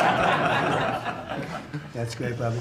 Bobby, autism, if I could just, I don't want to go too long because we have a lot of people, but the autism is such a tremendous horror show, what's happening in our country and some other countries, but mostly our country. How are you doing on that? We are doing very well. We will have announcements as promised in September. We're finding interventions, certain interventions now that are clearly, almost certainly causing autism. And we're going to be able to address those in September. It's such a big day. I'm looking forward to that day because there's something wrong when you see the kind of numbers that you have today versus 20 years ago. And those numbers, what are those numbers, Bob? Well, in 1970, the biggest epidemiological study in history was done in Wisconsin. They looked at 900,000 children and they were looking for autism. They knew what it looked like. And they were very, very precise about it, and they found an incident rate of 0.7, in other words, less than 1 per every 10,000 children. Today, our most recent numbers are 1 in every 31 kids. It's probably actually much worse than that because California, which has the best collection system, is reporting 1 out of every 19 children, American children, has autism, 1 in every 12.5 boys. So it's gone from less than 1 in 10,000 in 1970 to 1 in 12.5 boys. Think of today. those numbers. So there has to be something artificially causing this, meaning a drug or something. And I know you're looking very strongly at different things, and I hope you can come out with that as soon as possible. We will. So 1 in 10,000, and now it's 1 in 31 or 34 or 12 if it's a boy. Can you imagine that? 1 in 12. That's for a boy. 1 out of every 12.5 boys. It's not even believable that that could be. And that was 1 in 10,000 not so long ago. I've been hearing these numbers, and they get worse and worse every year. There's got to be something. I think there's nothing, including favored nations and everything else, there's nothing that can be, if you can find out the reason that that's happening, and I know we're gonna do some things. I think it's, I think we maybe know the reason, and I look forward to that press conference, to be with you on that press conference. That's going to be a great thing. Thank you, Bob. You're doing a great job. Linda, how about it? And we want nothing less than $500 million from Harvard. Don't negotiate, Linda. They've been very bad. Don't negotiate. Go ahead. All that's working. Well, Mr. President, thank you very much. Since we are focusing today on Labor Day, and I know that Kelly and Lori are both going to echo some of the things that I'll say as well, we are really focusing, on our workforce. But what I'm finding with great joy around the country is that states really are being innovative and working more with middle schools and with high schools to make sure that we are having hands-on learning. There are pathways to jobs that are happening now. And if we see more and more of our community colleges working with our middle schools and our high schools so that high school students are graduating not only with a diploma, but a certificate that they have worked with, perhaps with a Toyota or another company that is coming in, public-private partnerships. And they're learning on the job so that when they graduate from high school, they're ready to go into the workforce, because we know with all of these wonderful jobs that are coming back into the country through AI, through just our normal jobs, we need electricians, HVAC operators, etc. If we don't have this training, we're not going to have the workforce we need for all these wonderful jobs. So governors are really excited about this prospect. I've been now to several states and visited community colleges and tech schools with governors, and they're just all on board for getting this done. I think it's one of the best things that we're hearing relative to the job market. So we're just kind of focusing on that for today. So we're bringing education back to the states, to put it in a more simple fashion. We're going to let the states educate our children again. And we're rated out of 40 countries, we're 38, 39, or 40. So obviously, it's not working what they've been doing for the last 30, 40 years. And if you go back, the best are like Norway, Denmark, Sweden, some of the other, Finland, they're very highly rated. If you go back to just take a look at anything you want to do, you just look at us in the past. If we gave Iowa or gave Indiana or gave, and I don't say every one of them, a guy like Gavin Newsom's not going to do well. Certain states won't do well. But even California, you cut it up into sections. You have Riverside, you have this, you have that. You cut it into 5 sections. And, you know, if you had a good governor, you'd be able to do well. But certain states will be able to compete with Denmark, Norway, Sweden, and everyone. It'll be just as good. So I figure you have close to 40 of those states. Mm-hmm. And then you'll have 10, you'll have 5 that won't be very good. You have 5 disasters, and we'll have to work on those disasters. But for the most part, we will have education that will go zooming up in those charts, just like we have in everything else we've done. And I think it's one of the most important things we're doing at this table. So bringing education back to the states where you have the parents running it, where you have the school boards, they're local. We have people running from Washington that have never even been to the state that they're in charge of. They've never even been there, and I don't think they care about it. So we want to close up the Washington buildings, sell the buildings off, let somebody else get rich with the real estate, because it'll be a crime-free city. By the way, speaking of that, anybody murders something in the Capitol, capital punishment, capital punishment. If somebody kills somebody in the Capitol, Washington, D.C., we're going to be seeking the death penalty. And that's a very strong preventative. And everybody that's heard it agrees with it. I don't know if we're ready for it in this country, but where you have it, it is, we have no choice. So in D.C. and Washington, states are going to have to make their own decision. But if somebody kills somebody, like you could have been killed, very lucky you didn't get killed, it's the death penalty, okay? Fantastic job you're doing. Thank you, Linda. Very much appreciated. How are you doing with the colleges, by the way? You're doing some pretty good work in terms of getting them to treat people fairly. Well, interestingly enough, since we've been negotiating with some of the Ivy League schools, I have presidents of universities calling every single week. They want to sit down and talk to us about all of the steps that they are taking, because they would like to not come under the same investigative program, and so it is having its desired effect. That's great. So if you fire a shot across the bow, and the big guys, people kind of step in line and know you mean business, and we have teeth in these agreements, and I'm proud of the work that we're doing there. Well, they misbehaved, and some of these schools are getting billions and billions of dollars, and they misbehave, so that's it. And so one way or the other, we're going to win that whole thing. It's got to straighten them out. Okay? Thank you. Great job. Thank you. Lee, please. Mr. President, the Trump EPA has a special Labor Day message to America's workforce, especially our auto workers, our coal miners, our steam fitters, our pipe fitters, and the list goes on. See what a difference a year makes. A year ago, the way that the Environmental Protection Agency was operating, the choice was made to protect the environment, we would have to strangulate the economy. That's the way that the EPA operated for years. There was a binary choice. We had to choose one or the other. The Trump EPA completely rejects that. See, we choose to protect the environment and grow the economy. And a very special shout out to Russ Vogt and his team at the Office of Management and Budget. We give him a lot of work. He's happy to do it. Dozens of different deregulatory actions. We just announced a proposed rescission of the 2009 Obama EPA endangerment finding, all of the light, medium, and heavy-duty vehicle regulations that followed. It is the single largest deregulatory action in the history of the United States government.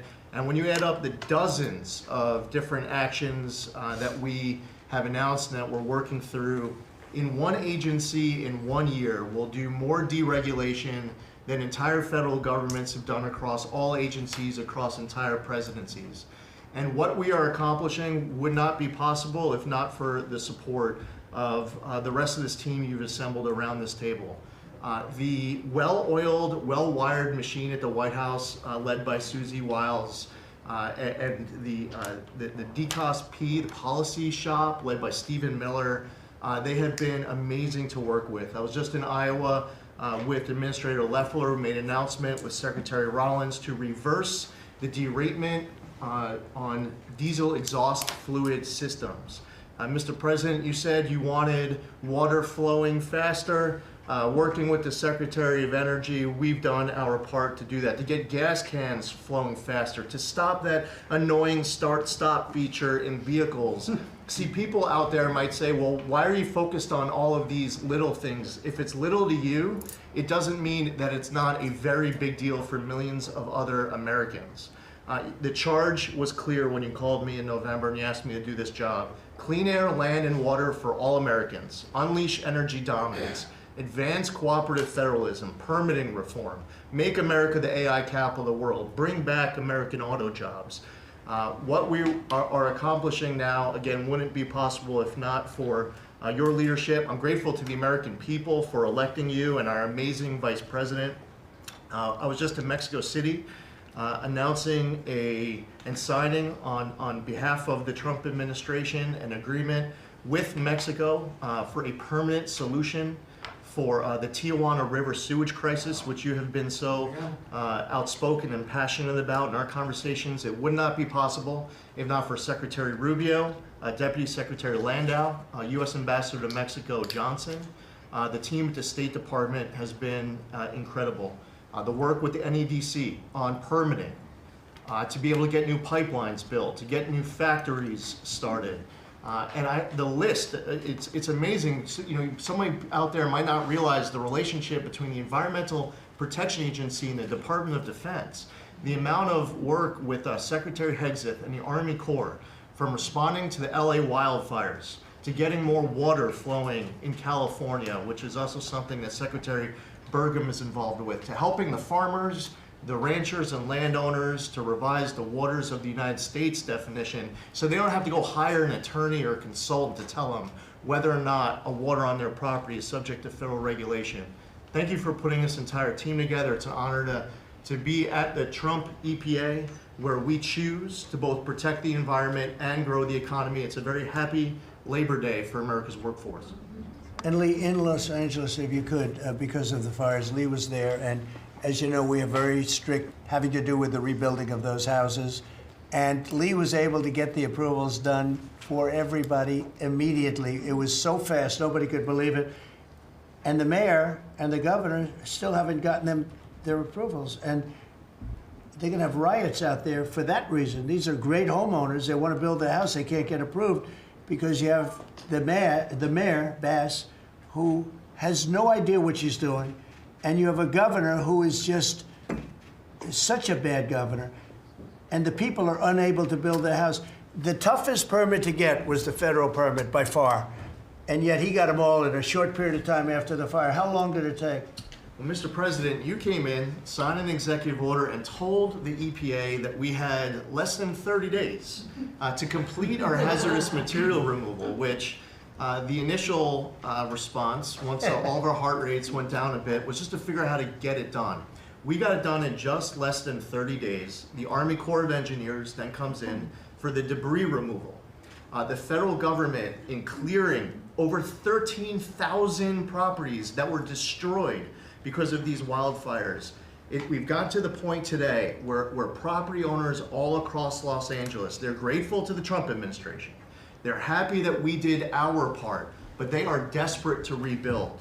And there is not a single green light approval that they are waiting for from the Environmental Protection Agency. The EPA and the Army Corps of Engineers proudly have done our work. It's important for those local officials to let these property owners build on their land. It's their property. It doesn't belong to the mayor of Los Angeles. And they need to represent their people better. They're ready to build. When will they have their permits from Los Angeles? Well, here's the problem, Mr. President, is that they have been ready since the moment we were done with the federal part. I mean, I was visiting a week after. Actually, I thought my first trip was going to be to Los Angeles. However, the moment I got confirmed, the vice president said, "You're going to East Palestine right away." So that actually ended up being the first visit because the vice president's so passionate about that from the great state of Ohio. Then we went to Los Angeles from there. We're talking about the beginning of February, where we were meeting with property owners already. They were already all set up. They had the contractors.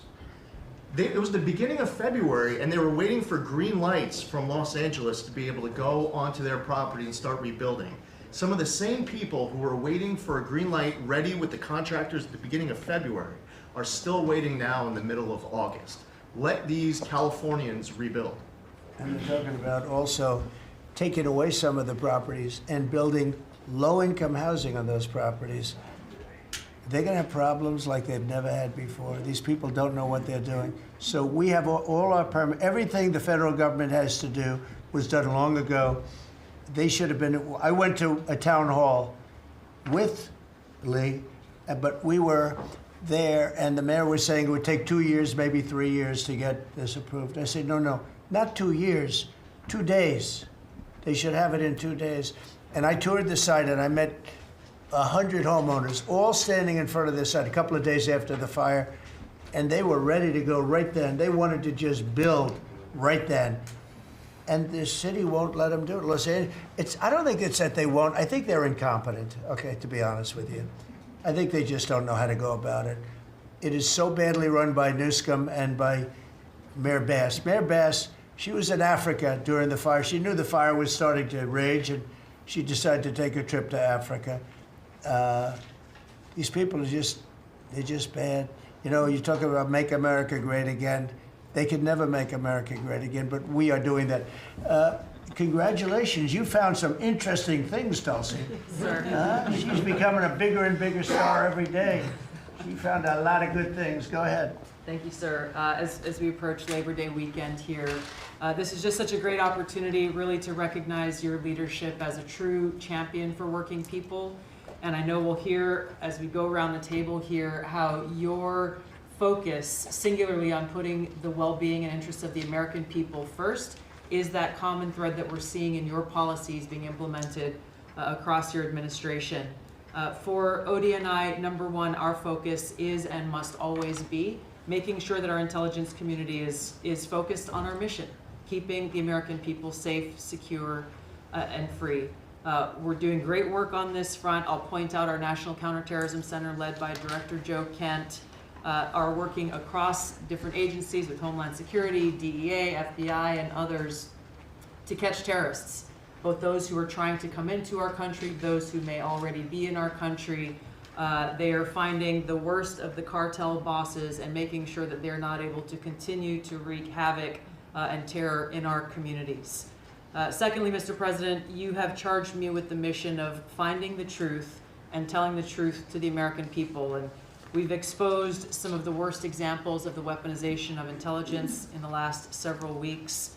I will continue down that mission and that path wherever it leads. Transparency, telling the truth is what will drive true accountability for the American people who deserve nothing less. And lastly, Mr. President, all of us are charged with being good stewards of taxpayer dollars. I've gone through a reorganization for ODNI that we've announced in the last week.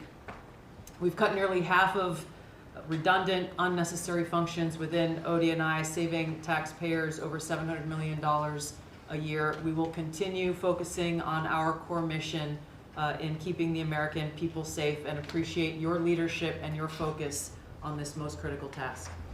And you've also found many bags of information. I think they call them burn bags. They're supposed to be burned and they didn't get burned, having to do with how corrupt the 2020 election was. And when will that all come out? Mr. President, I will be the first to brief you once we have that information collected. But you're right, we are finding documents literally tucked away in the back of safes in random offices, in these bags and in other areas, which again speaks to the intent of those who are trying to hide the truth from the American people and trying to cover up the politicization that was led by people like John Brennan and James Clapper and others that have caused really immeasurable harm to the American people and to our country. Great job. Thank you. We look forward to hearing it. The public looks forward. Thank you very much. Administrator? Thank you, Mr. President. Well, everyone knows there's no stronger advocate for hardworking American families than you, sir. Thank you for the largest tax cut in American history for working families. The average family of four is going to save about $10,000 take-home pay more a year. And what we're seeing is an increase in the child tax credit, the increase in the standard deduction. Hardworking families are going to benefit from this bill. and small businesses. There's no bigger beneficiary than Main Street, because small business makes up 99% of all businesses in this country. I've traveled to nearly half of our states, 24 unique states. I've made 40 state visits. In fact, I was with our great vice president at a small business manufacturer in Georgia last week.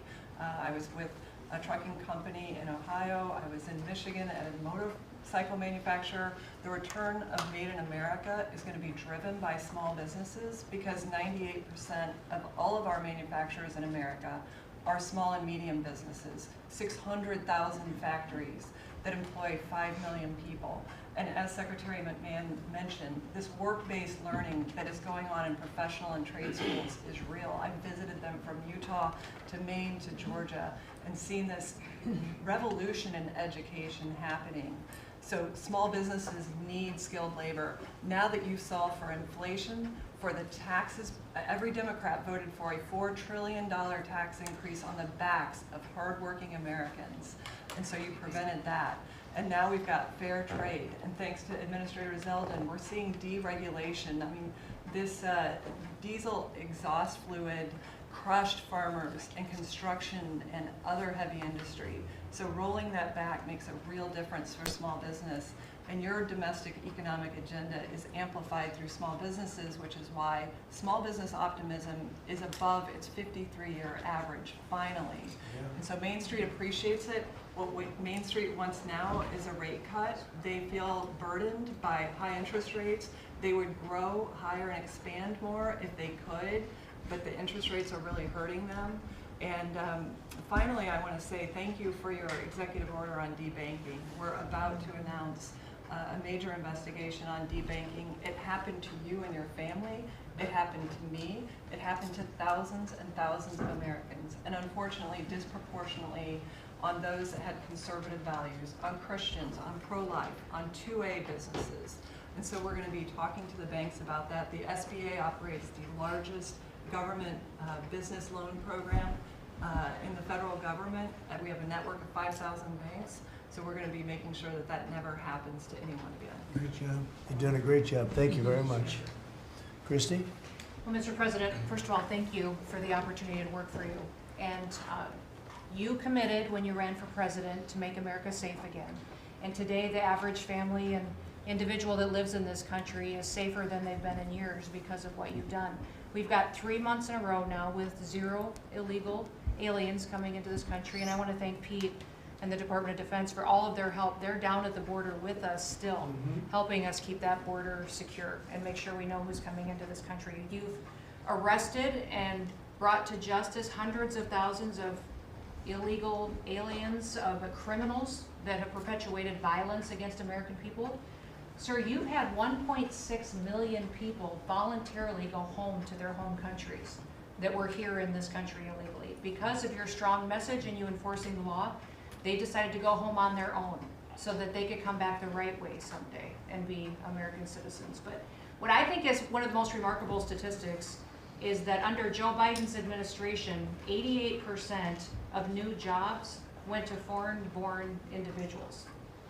Under your administration, 2.5 Americans have jobs today that they didn't under the previous administration. And they have those jobs because you created opportunities.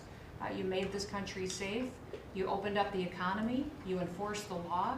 Now people can get up and provide for their families and go to work every day and be confident in that. And the last thing I would say is that it's incredibly important to know that every one of those illegal aliens that has gone home, they were costing us about $8,700 to $9,000 a piece in what they were taking out of our social programs, out of Social Security. You've saved this country billions of dollars, about $15 billion, just in what those illegal aliens were costing us in social programs. I've cut over 450 different contracts at the Department of Homeland Security. We're getting rid of corrupt ones that were not efficient for taxpayers, weren't focused on our mission of keeping us safe. And we've also renegotiated and brought in our biggest vendors and said you have to do better. and we've saved the taxpayers over $13 billion doing that as well. So we're continuing to be accountable to taxpayer dollars, but sort of focused on doing the mission of what you've committed, and that's to keep us safe and to make sure we put Americans first. Well, great job, and great job on the border. We had millions and millions of people coming in. To think 3 months in a row, 0. Incredible. That's some job. Thank Tom and everybody, and Pete, good job. Not surprised. Thank you very much. Chris, please. Chris. Sorry about that, Mr. President. Like Secretary Noem, I'm thrilled to be here to work with you on the simple platform you were elected on, which was to bring back the American dream, to bring jobs and opportunity for families across the country and to lower their costs so they can live their lives and expand the choices they have. You led off today talking about gasoline prices. I'll throw in diesel. If you correct for inflation, they're at multi-decade lows. This is a huge expense. This is a huge constraint on people's lives. We should celebrate that. Natural gas has become our main industrial fuel powering factories around the country. Natural gas prices are quite low in this country, and they're lower than in any country in the world.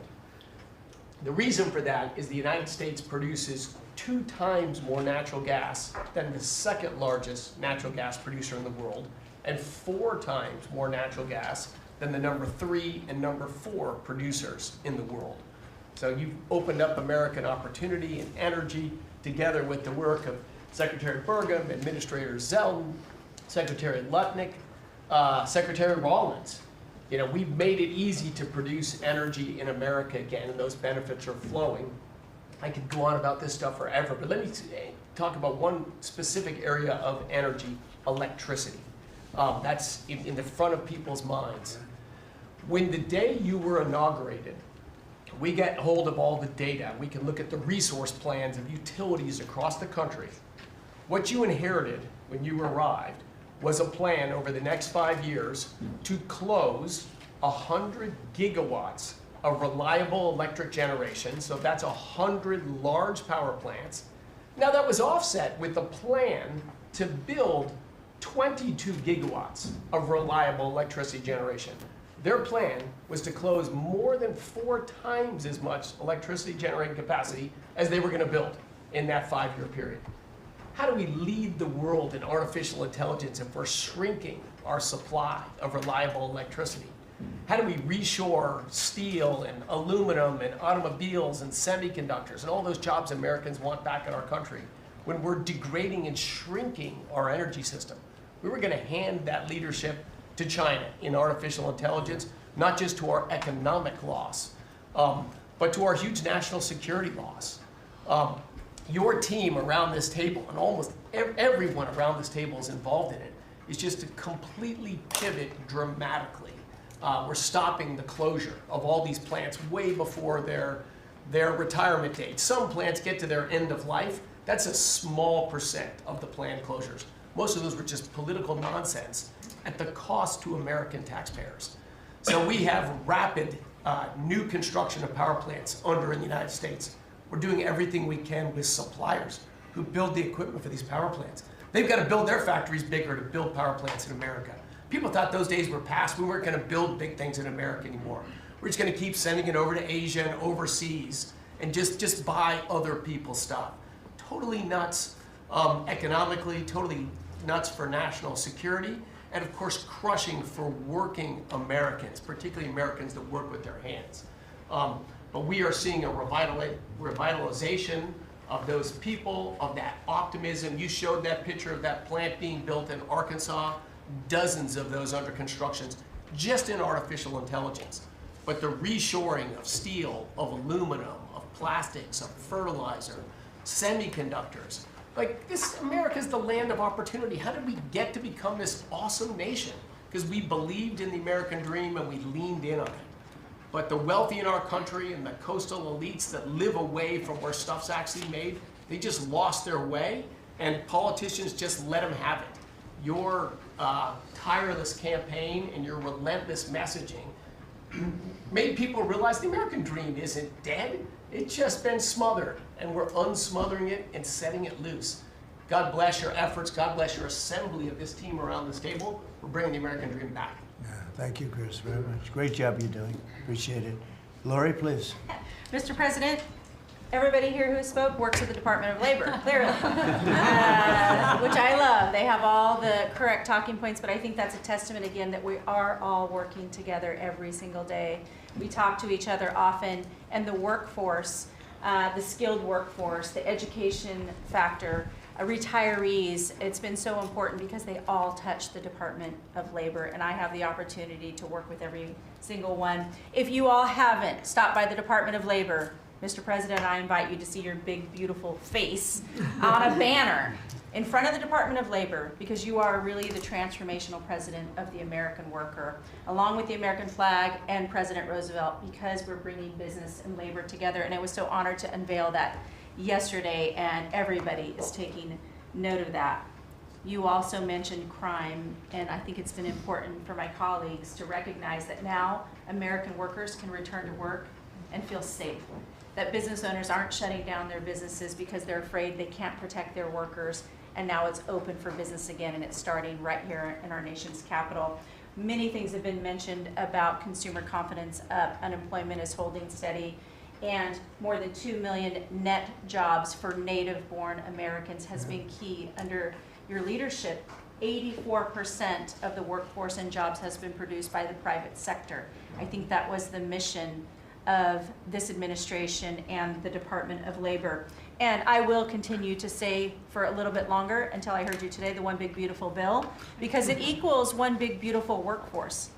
And Congress passed this legislation. It probably will be the single most important bill that they did sign, because it is protecting our American workforce by expanding Pell Grants and child care and reduction in taxes, so they can keep more of their hard-earned dollars. I am at the Department of Labor announcing $30 million in grants for our skilled workforce, that I have an MOU with Secretary McMahon. I have an MOU with Administrator Loeffler. That's important to share the data points on how important this is. In June, we awarded nearly $84 million in grants for the capacity of what? Registered apprenticeships, an executive order to have 1 million active apprentices across this nation, where we've already registered 185,000 since in the last few months. One of the other things that we have done is the Biden administration's guidance on cryptocurrency. And thanks to you and your leadership on that, we've rolled that back. And of course, we're going to see the 401k, the investors in our alternative assets. That's been key through the Department of Labor to work through.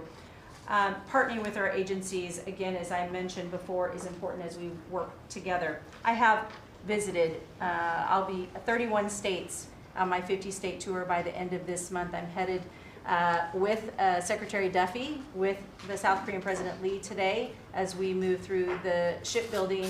We will do that in Philly, and then I'm off to New England to talk to those states about how important the apprenticeship program is. But while I visited Hexel in Salt Lake City, 100% domestic carbon fiber for the Department of Defense as they produce. They are announcing another $1 billion investment per your executive order on advanced manufacturing. So it is working. Everything that you have been saying since you were elected and since we all can put into play has been working. Ohio, McDonald's is investing 375,000 new jobs. The shrimpers, I visited as well, and they need our help in protecting that industry for our American fishermen and shrimpers. In Minnesota, I toured Cambria. When we're talking about quartz countertops, all made in America. And again, in Oregon, where we are expecting a crackdown. Thank you for what you are doing with your agents on ICE, and thank you for the prosecution that I hope you will come to Portland, Oregon and crack down. But while there are still good people, I was able to visit Buckeye Pacific, really a trading floor for the timber industry. So we still want to focus on great, hardworking American businesses. Mr. President, I couldn't be more excited to ring in Labor Day in Erie, Pennsylvania for the Labor Day Parade. I will be there to welcome it.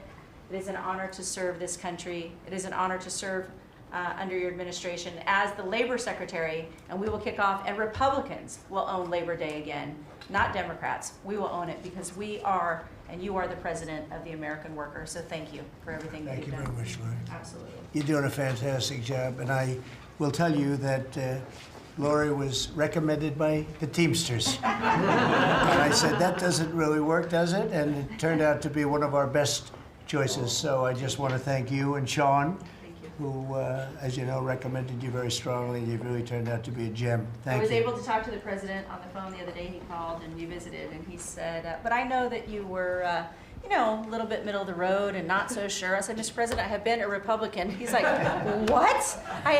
Wait, what? Now I like you even more. So, Doing a great I job. appreciate it. Thank you, Lori. Thank you. Thank you. Pam?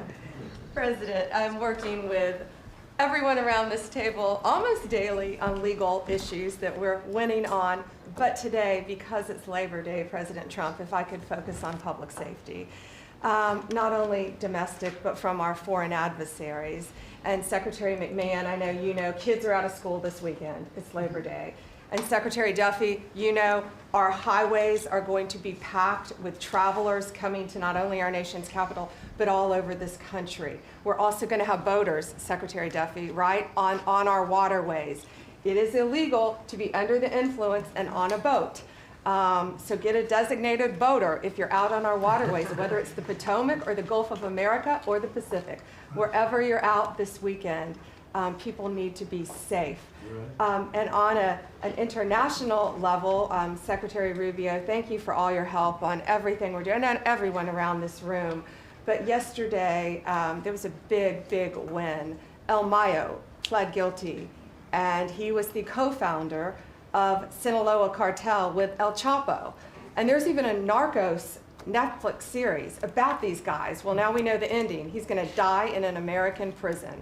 They are one of the worst, El Chapo and El Mayo, some of the worst narco traffickers in our world. And he will spend life in prison now. And that's so important because those guys and others throughout this country, throughout this world, have brought into our country drugs, cocaine, heroin, fentanyl, methamphetamines that's killing our kids.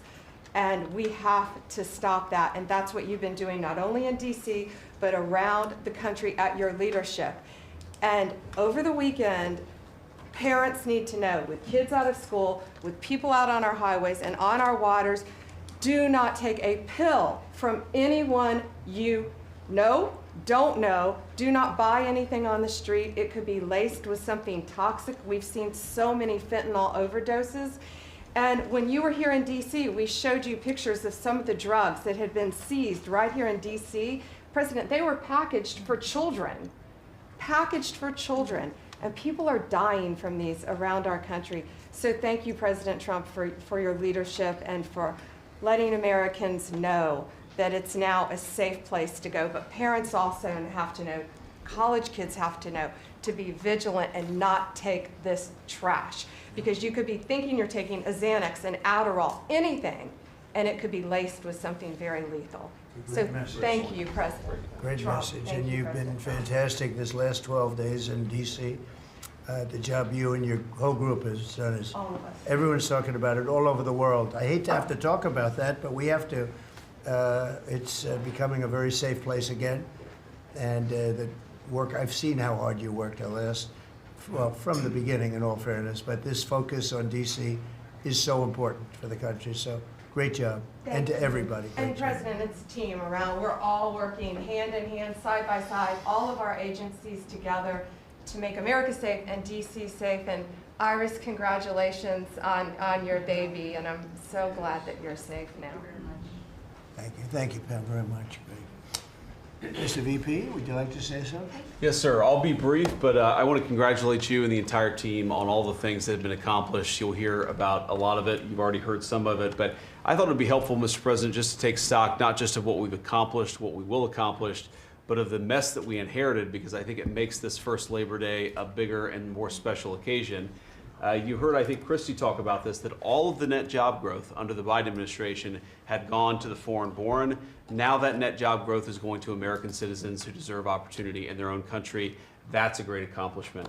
You'll hear, I'm sure, Scott talk about the success with tariffs. People forget that we inherited the largest peacetime deficit in the history of the United States of America. And now, because the president is not letting foreign countries take advantage of us, we're collecting hundreds of billions of dollars, trillions of dollars over 10 years and tariffs from countries and companies that were formerly taking advantage of the American people. You heard Pam talk about the public safety and the success that we've had there. I happen to believe that maybe the most sacred thing that we can deliver to American workers is the ability to live safely and comfortably in their own neighborhoods. Public safety is not just something that should belong to the wealthy, it should belong to every working man and woman in the United States of America. And because of the work of this administration, that is happening.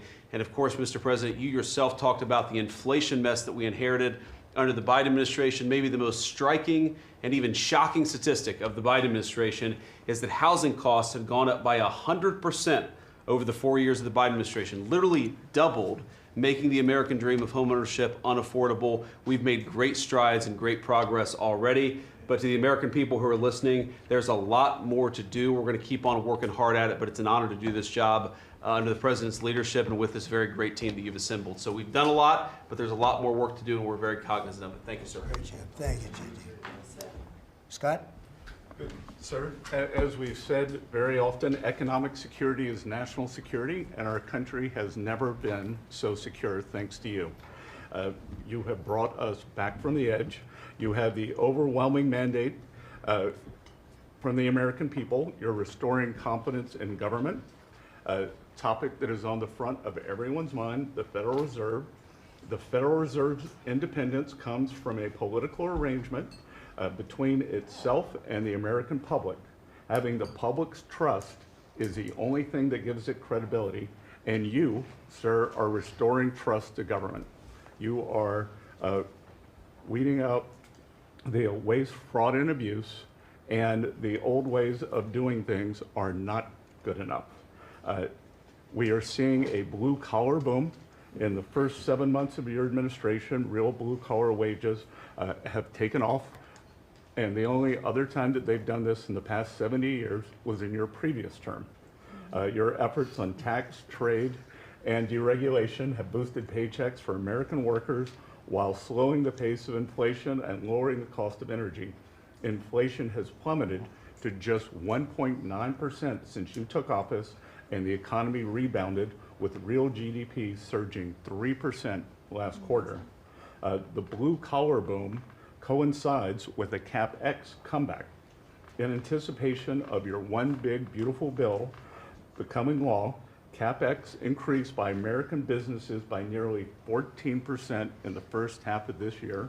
And as you and I talk about frequently, and as that chart or that photo attests, we are going to see, I believe, a bigger CapEx boom from here. This is just the beginning, just the beginning. You have saved this country by making it the best place in the world to do business again. Treasury is helping to implement these new provisions, as well as no tax on tips, no tax on overtime, no tax on Social Security. This weekend, I will be meeting with workers from local restaurants to discuss the positive impacts of the pro-labor reforms on no tax on tips. And I have to tell you, thanks to you, when I go into a restaurant or stop by a hotel doorman, I am the most popular person there. And since my first job at age 9 was as a busboy getting tips, I am going to spend Labor Day going from restaurant to restaurant talking to workers who receive substantial amount of tip income. So I'll hear directly from them how your one big beautiful bill is increasing their take-home pay and making a big difference. Now, we can also talk, that is domestic. On the international front, you have leveled the international trading system whereby countries took advantage of us, and that's over. It's over. The Treasury Department is taking in record tariff revenues that I had been saying was running at a rate of $300 billion a year. You chastised me for saying that it's not, that number is too low. And as usual, you're right, that we had a substantial jump from July to August. And I think we're going to see a bigger jump from August to September. So I think we could be on our way well over $500 billion, maybe towards the $1 trillion number. This administration, your administration, has made a meaningful dent in the budget deficit. The average budget deficit during this term is 26% less than the last 12 months under Biden. And even the CBO, and we don't agree with CBO on everything, as you said, last Friday, on a summer Friday, had to admit that they believe over the next 10 years, the budget deficit will be $4 trillion lower than they had previously scored. $4 trillion, 3.3 trillion of tariff income, 700 billion of lower interest cost, and I would expect that that number could go up from here. So, Mr. President, your return to the White House marked the return of the American worker. Thank you for reclaiming Labor Day for the American people. You're growing the economy for everyone, especially the middle and lower income households who suffered disproportionately under the last administration, and it's an honor to do this under your leadership. Great job. You're doing great. Thank you very much, Scott. Brooke? Sir, I dropped my second son off at college last week. And I wasn't planning to say this, but just listening to everybody, I wanted to put a little bit of a personal touch on this work. He started his freshman year yesterday at Texas A&M, for all my SEC friends in the room. Thank you for saving college football, by the way. We're all very grateful. The country just feels different. It just feels different. There's such a optimism and a love. There's a faith movement going through, especially with our younger Americans. And for those of us with kids in college, I know we feel it. And I experienced it firsthand last week, moving him and my other older son in as well. As we move toward Labor Day, you have made a lot of dreams come true for a lot of people, but one of my longtime dreams was for the right to recapture Labor Day. And I've been talking about this for almost 20 years and writing about it, that why are we ceding the day that we are celebrating the American worker to the Democrats? Because this is our day. Perhaps of any day of the entire year, this is our day. America was founded and fought for by fishermen and farmers and workmen and et cetera. The Genesis, the first book of the Bible, talks about the righteousness of work and the art of creation. And so to be part of this effort to represent the farmers, the ranchers, the agriculture industry at this moment in time, which I do believe we're in a revolution. 1776 was the first one, 1863 or so with Abraham Lincoln was the second. This is the third with Donald Trump leading the way. And we are saving America. And the idea that we are putting the worker, the very central component of the American dream at the center of it, is the reason that it is so. So at USDA, it continues to be my greatest honor to fight for the original American worker, whom I think the farmer is and what they represent. And as we are building new systems and new structures, as we have this year going to have the best harvest on record for our row croppers and others, what this team has done and is doing to open up those markets to ensure that these farmers can continue to return prosperity to rural America. I'll finish with this. This morning, we had a working group with 6 of our cabinet members.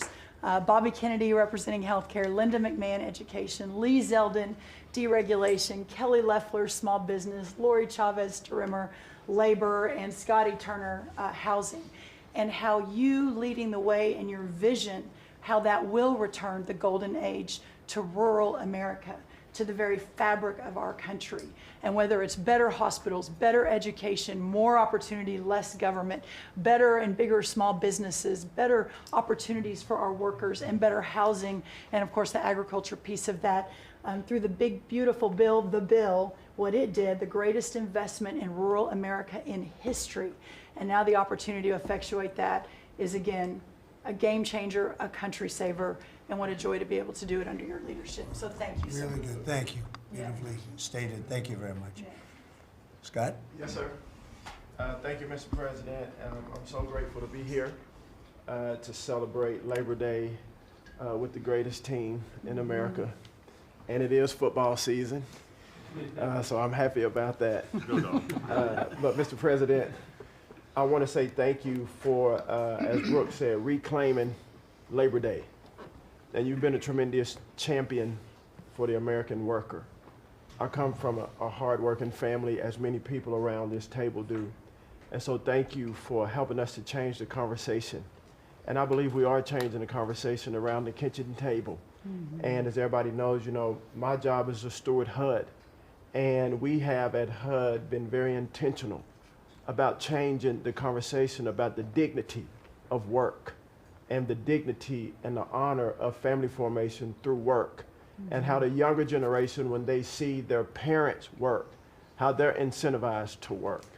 And that, you know, America is not a welfare state, but America was built on small business. It was built on entrepreneurship.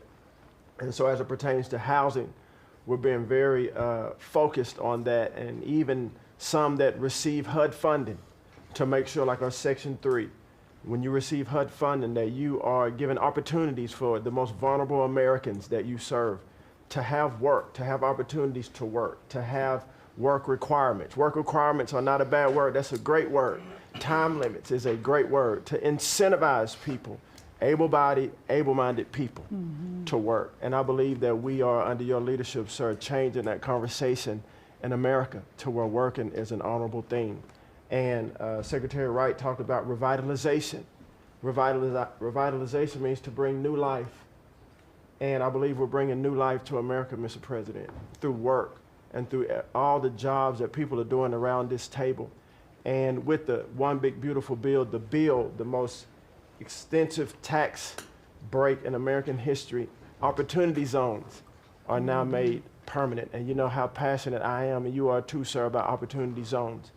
And so this will allow us to continue to build affordable housing around our country. And Mr. Vice President, I'm coming your way. I'm coming to Columbus later this week and to see how we can continue to build affordable housing in our country with opportunity zones. And you know, 1 million people, Mr. President, were lifted out of poverty because of opportunity zones. $90 billion of private money was invested in opportunity zones, urban, tribal, and rural. And now that they've been made permanent, we're looking for millions more to be lifted out of poverty, $100 billion to be invested, hundreds of thousands of jobs to be created, hundreds of thousands of units of housing to come online. And so, sir, I sit here very excited about the future of this country. I'm very proud to be at this table, humbled to do so. And HUD, we're on a good path. So thank you for all your support and helping us, sir. Thank you very much. God bless you. And I want to give credit to Tim Scott, great senator from a place called South Carolina that we love, right? And Tim really came up with opportunity zones, and we did a good job of working with him, and together we created something that nobody speaks of very much, but it's probably the most successful thing that's ever been done of its kind. It's been amazing. So Tim Scott deserves a lot of credit for that. Thank you. Thank you. So Russell, go ahead. Thank you, Mr. President. And I get the opportunity to go hand by hand with all of these people as they move their deregs through the Office of Management and Budget. And I wanted to zoom out for a second. In the first term, you gave us a goal of 2 for 1. And then we outperformed it through your leadership. We came in at around 5.5, 6 for 1. And then as you're running for your second term, you put out a goal that when you put it out, I was thinking to myself, that's going to be a pretty ambitious goal. You said 10 for 1. Well, where we are right now, in just 1 month, in 1 year, basically 8 months, we are at 245 deregulatory initiatives planned by these agencies. That comes out to 30 for 1. So we are making incredible strides, and you know, as you're focused on the details of each one, I mean, these aren't small things. Endangerment finding is one of the most deregulatory things we've in the history of this country. NEPA reform, incredibly deregulatory. WOTUS just came in, which is Waters of the United States. So every single one of these agencies is doing incredible work when it comes to deregulatory, and when you add that to the work being done to get us going on energy, reduce spending, we're going to lower costs for the American people, we're going to be able to have innovative jobs and get them back to work. So thank you for your leadership, Mr. President. Thank you. Great job, Russell. Appreciate it. John, central casting, I call him. He's central. Well, Mr. President, grateful to be with everyone today. And as we're talking about jobs and workforce at CIA, consistent with your directives to all of us, we've embraced your mantra for a leaner, more effective, more efficient workforce. But at CIA, Mr. President, we had an additional challenge because, as you know, at times, our workforce had been misdirected. Its focus put on political narratives, some that even worked against you and always worked against the American people. I heard about that. But under your leadership and your direction, we have been focused back on the core mission of what CIA is supposed to be doing, which is to provide you and this entire incredible team around the table with a decisive strategic advantage in accomplishing your goals. And your success in that regard, the examples are clear and many. With regard to Iran, everyone knows that our DoD partners executed that mission flawlessly. But flawless military operations are subject to flawless intelligence. And as you know, Mr. President, CIA was the backbone in terms of its intelligence operations in providing that flawless execution that allowed you and your team to obliterate Iranian nuclear facilities and set back a nuclear program by years. Likewise, with regard to your ability to prevent and to preempt wars between India and Pakistan, between Armenia and Azerbaijan, between Rwanda and the Democratic Republic of Congo. In all those cases, CIA intelligence supported you and your entire team in making that possible. It's not just you, it's folks around this table, Secretary Besson, Secretary Lucknick, Trade Representative Greer, and their great successful negotiations on trade and tariffs, again, was a CIA workforce working to enable them to accomplish your goals. So as we roll into Labor Day, I tell you that the CIA workforce at the Trump CIA is grateful to be focused on what it's supposed to be, which is helping you prevent and end wars and to make America safer. Thank you very much. You've been really fantastic, but I'm not surprised. I've known John a long time. I'm not surprised at all. Thank you very much. Steve, please. Mr. President, working for this government, for you, is the greatest honor of my life. I tell it to everybody, and I really do feel that way, and I thank you, because it's a privilege to go out there and represent you in your humanitarian effort, in your goals of solving conflicts all over the world. I think there were actually more than 7 conflicts that you've put to bed in the last 8 months. And I hear I travel all over the world. In Hostage Square, they talk about you reverentially. It's really quite amazing. I sometimes wish that I had a cam recorder with me and I could put you right there as I listen to it. I was in Gaza, the first American diplomat. On your behalf, and as we delivered food and aid pursuant to your new aid initiative, pushed forth by your great Secretary of State, Marco Rubio, who it is a privilege for me to work alongside. The people were applauding you. The signs were up. I mean, these are people who I just don't think you get the proper credit for it all. We are negotiating multiple entries into the Abraham Peace Accords because of your vision. Azerbaijan, all these different conflicts that we're out there on your behalf on, these are people who have never really seen the world change in this way. Peace through strength really, really works. Russia, Ukraine, Iran, Israel, Hamas, we're having meetings all this week on all 3 of those conflicts, and we hope to settle them before the end of this year. Your team is nothing short of incredible. And there's only one thing I wish for, that noble committee finally gets its act together and realizes that you are the single finest candidate since this Nobel Award was ever talked about to receive that reward. Beyond your success is game-changing out in the world today. And I hope everybody one day wakes up and realizes that.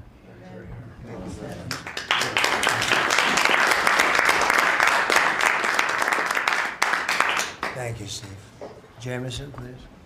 Mr. President, I like to think of Labor Day as the Trump trade policy day, because everyone around this table and everyone listening knows that one of the major reasons why American workers and organized labor voted for you is because of your trade policy and the policies you've had and advocated for 40 years or more. You have reset global trade policy in the past few months, and it shows that it's been working for American workers. When you look at President Biden, in the last quarter of 2024, median weekly earnings fell 2.1%. In the first quarter of your term, they went up 3.3%. And that's why we're doing the trade policy we're doing. It's to help the workers of the United States of America. And they're the best in the world, but they can't do it without a level playing field. And you have flipped the script. For many years, the other countries had high tariffs and high non-tariff barriers, while we were open to, right, to all of their labor and services and goods and capital. You flipped it. Now we have the tariffs, and they have lowered theirs and the non-tariff barriers. And we couldn't have done it without you and the leverage you've created. So between the tariffs and the deals, the hot streak continues for the workers of America. So thank you. Thank you very much. Really good job, by the way. He's a good negotiator. Very good negotiator. Thank you. Please. Well, Mr. President, I feel like, as everybody here has talked about how great working with this team is and all, but I do feel a special need that you've given me the privilege of working with the best of America. I get to take care of the veterans. I get to take care of the veterans who Labor Day really finds its roots in, if you think about it. We wouldn't have Labor Day if it wasn't for men and women who would leave their jobs and go fight this nation's battles to keep us free and independent so that they would have jobs to come home to. And over the past few years, they've been coming home to many times a government that was keeping them back, holding them back, taxing them, regulating them. And now we have veterans who represent the bill, the big, beautiful bill, they're the beneficiaries of. And I get to see them all the time because they're receiving the benefit because they see the jobs, they see the care that they're being given. And these veterans can look at their country with pride, knowing that we're taking care of them, just like you told me to do. When your only statement you said to me, I asked you what to do, you said, go take care of my veterans. Well, that's what we're doing. One of the other things we're doing right now is, for many of you, I love to hear how you're deregulating everything, and I've worked from Congress and worked with many of you before. I get to do the same thing with the largest bureaucratic organization in the government. We're deregulating from the inside. And it's amazing to me because we have such a powerful workforce at the VA who really want to do good, but yet they kept tripping themselves up. They kept making their own, they'd take one step forward and put a regulation in that put them 3 steps back, and it always hurt our veterans at the end. We're taking that away. We're making community care again, Mr. President. We talked about this yesterday. We're making community care a part of our direct care system. So if a veteran wants to get into the community, they have our direct care and they also have the ability to go into the community. Something that the previous administration decided they wanted to keep everybody inside because they thought it was a fiefdom they were building. I'm telling you, we're not building a fiefdom at the VA. We're trying to take care of a service organization that takes care of veterans. So how do we do that? We made best medical interest where a doctor can send a veteran to the community a lot quicker without having to worry about miles and time logged and wait times. Just get them the help they need. We've actually expanded out, and it's made a difference in this regulation, and also unleashed a workforce that is now free of the collective bargaining agreements and other things that have kept them from being able to do the job of national security that they've been intended to. I'm actually giving them the benefit of the doubt to actually go be the workers that they're called to be, and that's what Labor Day is about. The VA is going to have the best workers.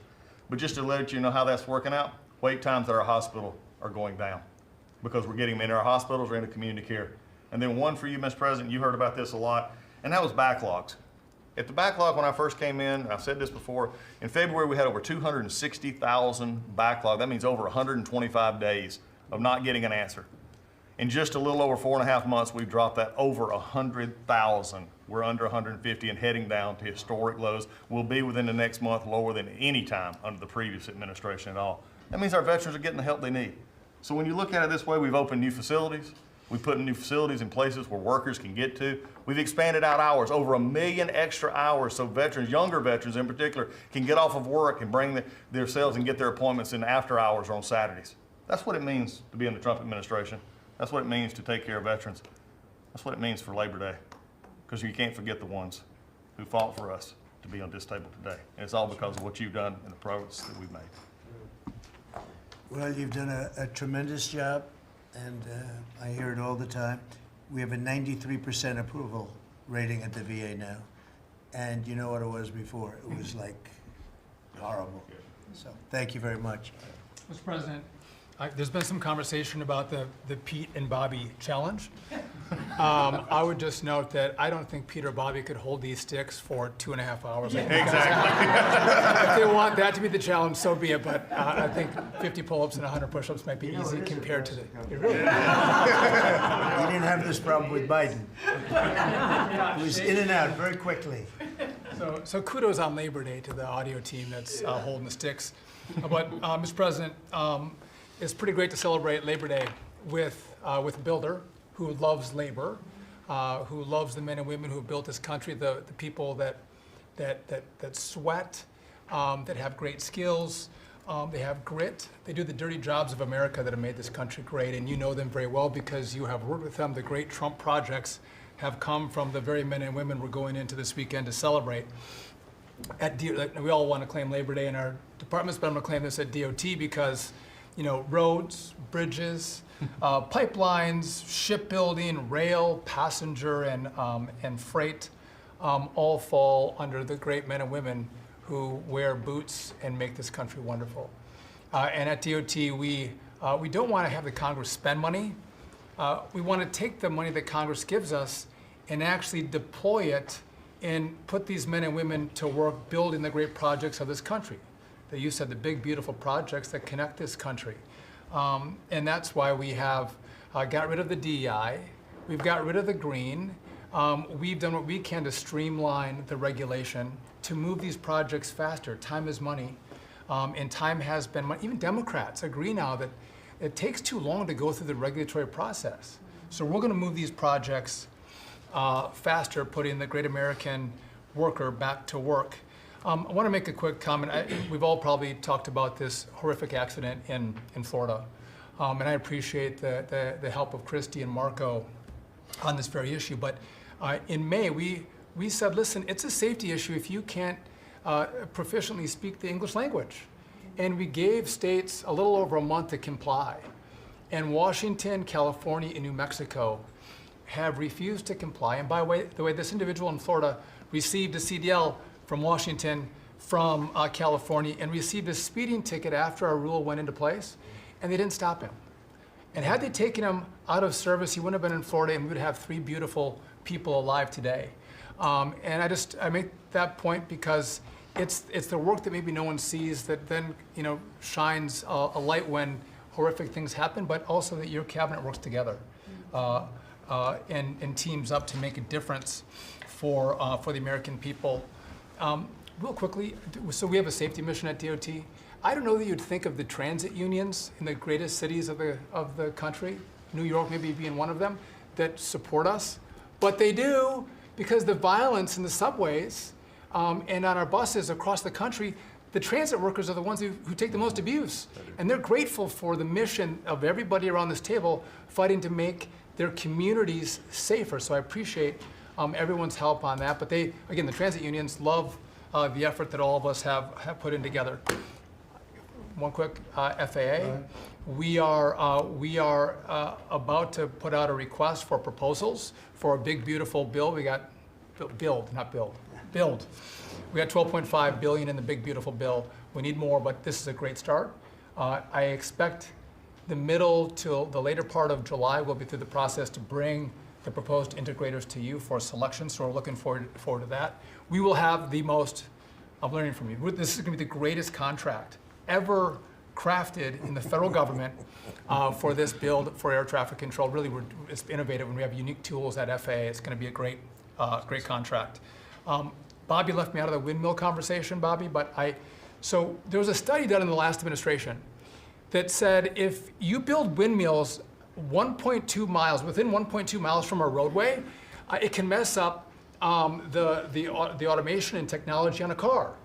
Same thing 1.2 miles from rail. The last administration buried that report, Mr. President. And so now what we've said is, what we're going to do is say, listen, I'm sorry, it is a safety risk to build windmills this close to roads. By the way, they want to build them by roads and by rail. We're going to say no more. It is a safety risk, and we have a report to show that. And just real quick. That's a good idea. That's great. Good team effort. I wasn't invited to the party, but I'm still going to throw in for the party. Maybe next time, Bobby. One last thing. We have this Mars to Moon mission. at NASA, no Moon to Mars mission, sorry about that. But sometimes people think that space doesn't matter to them. But if you look at every rocket that's launched, the machinists, the truck drivers, the electricians, the welders that build these rockets, in the industry that has developed over the course of the last 10 years in space, it's truly remarkable. It's not just rich guys sending up rockets in partnership with NASA. There's a whole industry of working men and women who we celebrate this weekend that build, refurbish, design the rockets that are making America the leader in space. So thank you for your leadership, and happy to celebrate this weekend with you, Mr. President. Really great. And he is doing a good job at NASA too, and we are, I think we'll have some pretty exciting announcements. And you enjoy it. And fun. I said, how about temporary? He said, well, can I go a little bit longer? He loves it. He loves it, and he's doing a really good job. Thank you very much. Appreciate it. Howard, please. So, making America great again is one of the key statements, and people don't always understand what you mean. So, we always talk about 1870 to 1913, but in the mid-1980s, America owned more of the rest of the world than they owned of us. We owned $140 billion of the rest of the world net of what they owned of us. And when you came into office this time, the rest of the world owned $24 trillion more of our assets than we owned of theirs. And so when people argue with you about, the trade deficit is nothing, the trade deficit sends 1.2 trillion of our dollars to them. And what do they do with it? They buy the great America. Because when we learned in college, what we learned was that if you keep printing these dollars, they're supposed to devalue. But the problem is we're too smart. We invented the light bulb, the transistor, the GPU, so they keep buying us. And the only president ever to understand that, you understood it in the 80s and the 90s, and I used to see you on TV and you'd say, God, what are these people doing? And finally we've changed it. So let's go over what we've changed. So Japan and Korea, they're never gonna open their markets to us. So we've negotiated $900 billion that they're giving you to invest in national and economic security in America. The European Union, the second largest economy, $20 trillion. And all the experts said, you'd never get a deal done with them. And watching you in Scotland was my favorite thing, right? 15%, they'll pay us 15%, and we will pay zero. So we can export to their $20 trillion economy, and they can pay to come to the great American consumer, right? So, a couple of other things. 4 days before you took office, the Commerce Department, which had the CHIPS money, they set up this thing called NatCast, which was a make-believe not-for-profit. And they signed contracts to wire them $7.4 billion. This was just nonsense. So we stopped the payment. We've got the money. It's an illegal thing to try to set up a department that's not the Department of Commerce, that kind of acts like the Department of Commerce. And what was it filled with? All these people who work for the Biden administration. I mean, it's exact corruption that you talk about. $7.4 billion now clawed back. Last week was the most fun. In 1 week, Intel came in, right? The Biden administration had given $11 billion to Intel, given it to them, done. Corporate just gift. And you turn that into really, it was like less than 5 minutes of conversation, and Intel agreed to give us 10% of their company, which of course was worth $11 billion. So it's not socialism. This is capitalism. If you give someone $11 billion, who's just building in America, they're not doing something special, they're building in America. And their CEO told the president he didn't need the grant. And you said, well, then why don't we get something for it? So it's amazing. You're going to watch semiconductors come home, right? We don't produce semiconductors. We've got $165 billion for TSMC, but you're going to watch the whole ecosystem come home because Donald Trump is the only president who understands The magnet to make them come home is one word, which used to be your favorite word. Now it's dropped to number 4, which is tariffs. All right, tariffs are going to bring semiconductors home. They are going to empower Bobby to execute MFN. Tariffs are going to be one of those tools that he's going to use to do that. We're going to do it for furniture. We're getting autos. We got steel, aluminum. I mean, it has been a blast, a blast. So 2 more things. The Department of Commerce is going to start issuing its statistics on the blockchain because you are the crypto president, and we are going to put out GDP on the blockchain so people can use the blockchain for data distribution, and then we're going to make that available to the entire government so all of you can do it. We're just ironing out all the details so we can do it. Patents. We have given tens, if not hundreds of billions of dollars to universities for them to do research, and they invent things. And you know who owns those patents? The universities. So we are going to make a deal with them all, which is if we give them the money, don't you think it's fair that the United States of America and the taxpayers who funded it get a piece of that, right? So we wrote a letter to Harvard, so Linda and I working together. I mean, it's so much fun to work with everybody here. I mean, we just have a blast, you know, because Linda's hitting Harvard and she says, what can we do? And now we send them a patent letter and we'll hit them again. So we're having fun together. This is the greatest cabinet working for the greatest president, and I just want to say thank you. I'm having the time of my life working for you, Mr. President. Thank you. That was very well stated, wasn't it? Some things people don't think of too much. Thank you very much. Great job. Pete? Sir, well, amen to what Howard said. And I would just say, heading into Labor Day from the American military, sir, we happen to be the largest employer in America. We like to think we have a different form of employees. Yeah. Who need to be the toughest and the strongest and the most well-trained and the most lethal. And under the previous administration, and for decades, frankly, it was social justice, it was political correctness, it was divisive ideologies seeping into the ranks and changing how well we do our job. No more. Now it is only merit-based, gender-neutral, colorblind. The best of the best from the top to the bottom, that's our expectation. And so you've enabled that. So from the troops directly, which they ask me to say all the time, thank you for your leadership, for your boldness, for your clarity, for common sense, for providing a shield for the rest of us to put America first and to apply peace through strength. We're in the strength business. That's our job, is to stand behind everybody here and alongside John in everything they do to keep the country safe. And the world is noticing. And I wish everybody could. There were 2 meetings yesterday that I think tell the story. One was, because today happens to be the 4-year anniversary of what happened at Abbey Gate in Afghanistan. Mr. President, you had the families in, who you've met with multiple times, who, when the cameras were on and not on, acknowledged, sir, you were the only one that gave them a proper greeting, that recognized what they gave their sons and daughters in the debacle that was the withdrawal in Afghanistan, that we will bring accountability for the Defense Department through our investigation. That's good. But at the same time, the world sadly took notice, whether it was Israel, whether it was Ukraine. Those wars never would have started if you were president. Instead, they looked at the foolishness of Joe Biden. Under your military, your Pentagon, we are restoring deterrence, whether it's Midnight Hammer and those beautiful B-2s, 37 hours straight, whether it's counter-drug operations in our own hemisphere, whether it's the border, working with Christie and the national security team, whether it's LA, whether it's Washington, D.C., you name it, whether it's Europe. Our allies paying 5%, now our allies in the Indo-Pacific stepping up to do the same. That's a recognition that American leadership is here.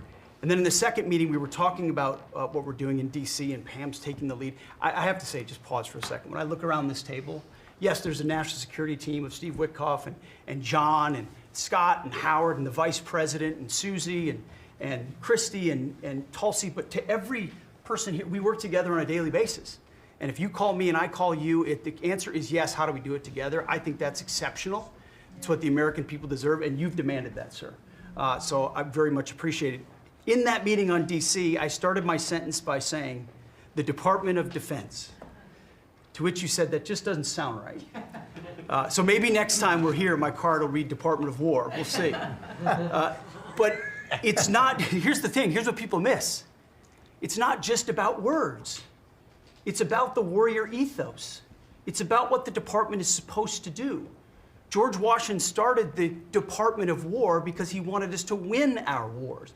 Our founders didn't want endless foreign entanglements. They didn't want endless contingencies and deployments. They wanted an empowered military that was, the handcuffs were taken off to fight to win, and then bring those troops home. So my platoon in Guantanamo Bay, our motto was, those who long for peace must declare for war, must prepare for war.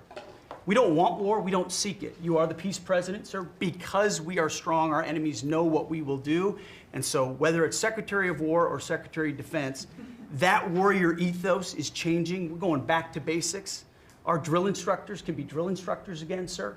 So from the minute of the tactical of standards to the strategic of B-2 bombers, we're focused on what matters. Had a meeting yesterday on Golden Dome for America, which is on track to deliver strategically for the American people. Munitions and the Deputy Secretary making sure our stockpiles are overflowing. That's our job. I'm an honor to be a part of it, sir. Thank you for your leadership. That's great. I think I like Department of War better, but we'll make that decision, right? But you've been great. Thank you very much, sir.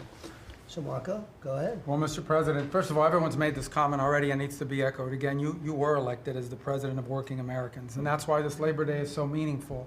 For me personally, this is the most meaningful Labor Day of my life as someone with 4 jobs. And so,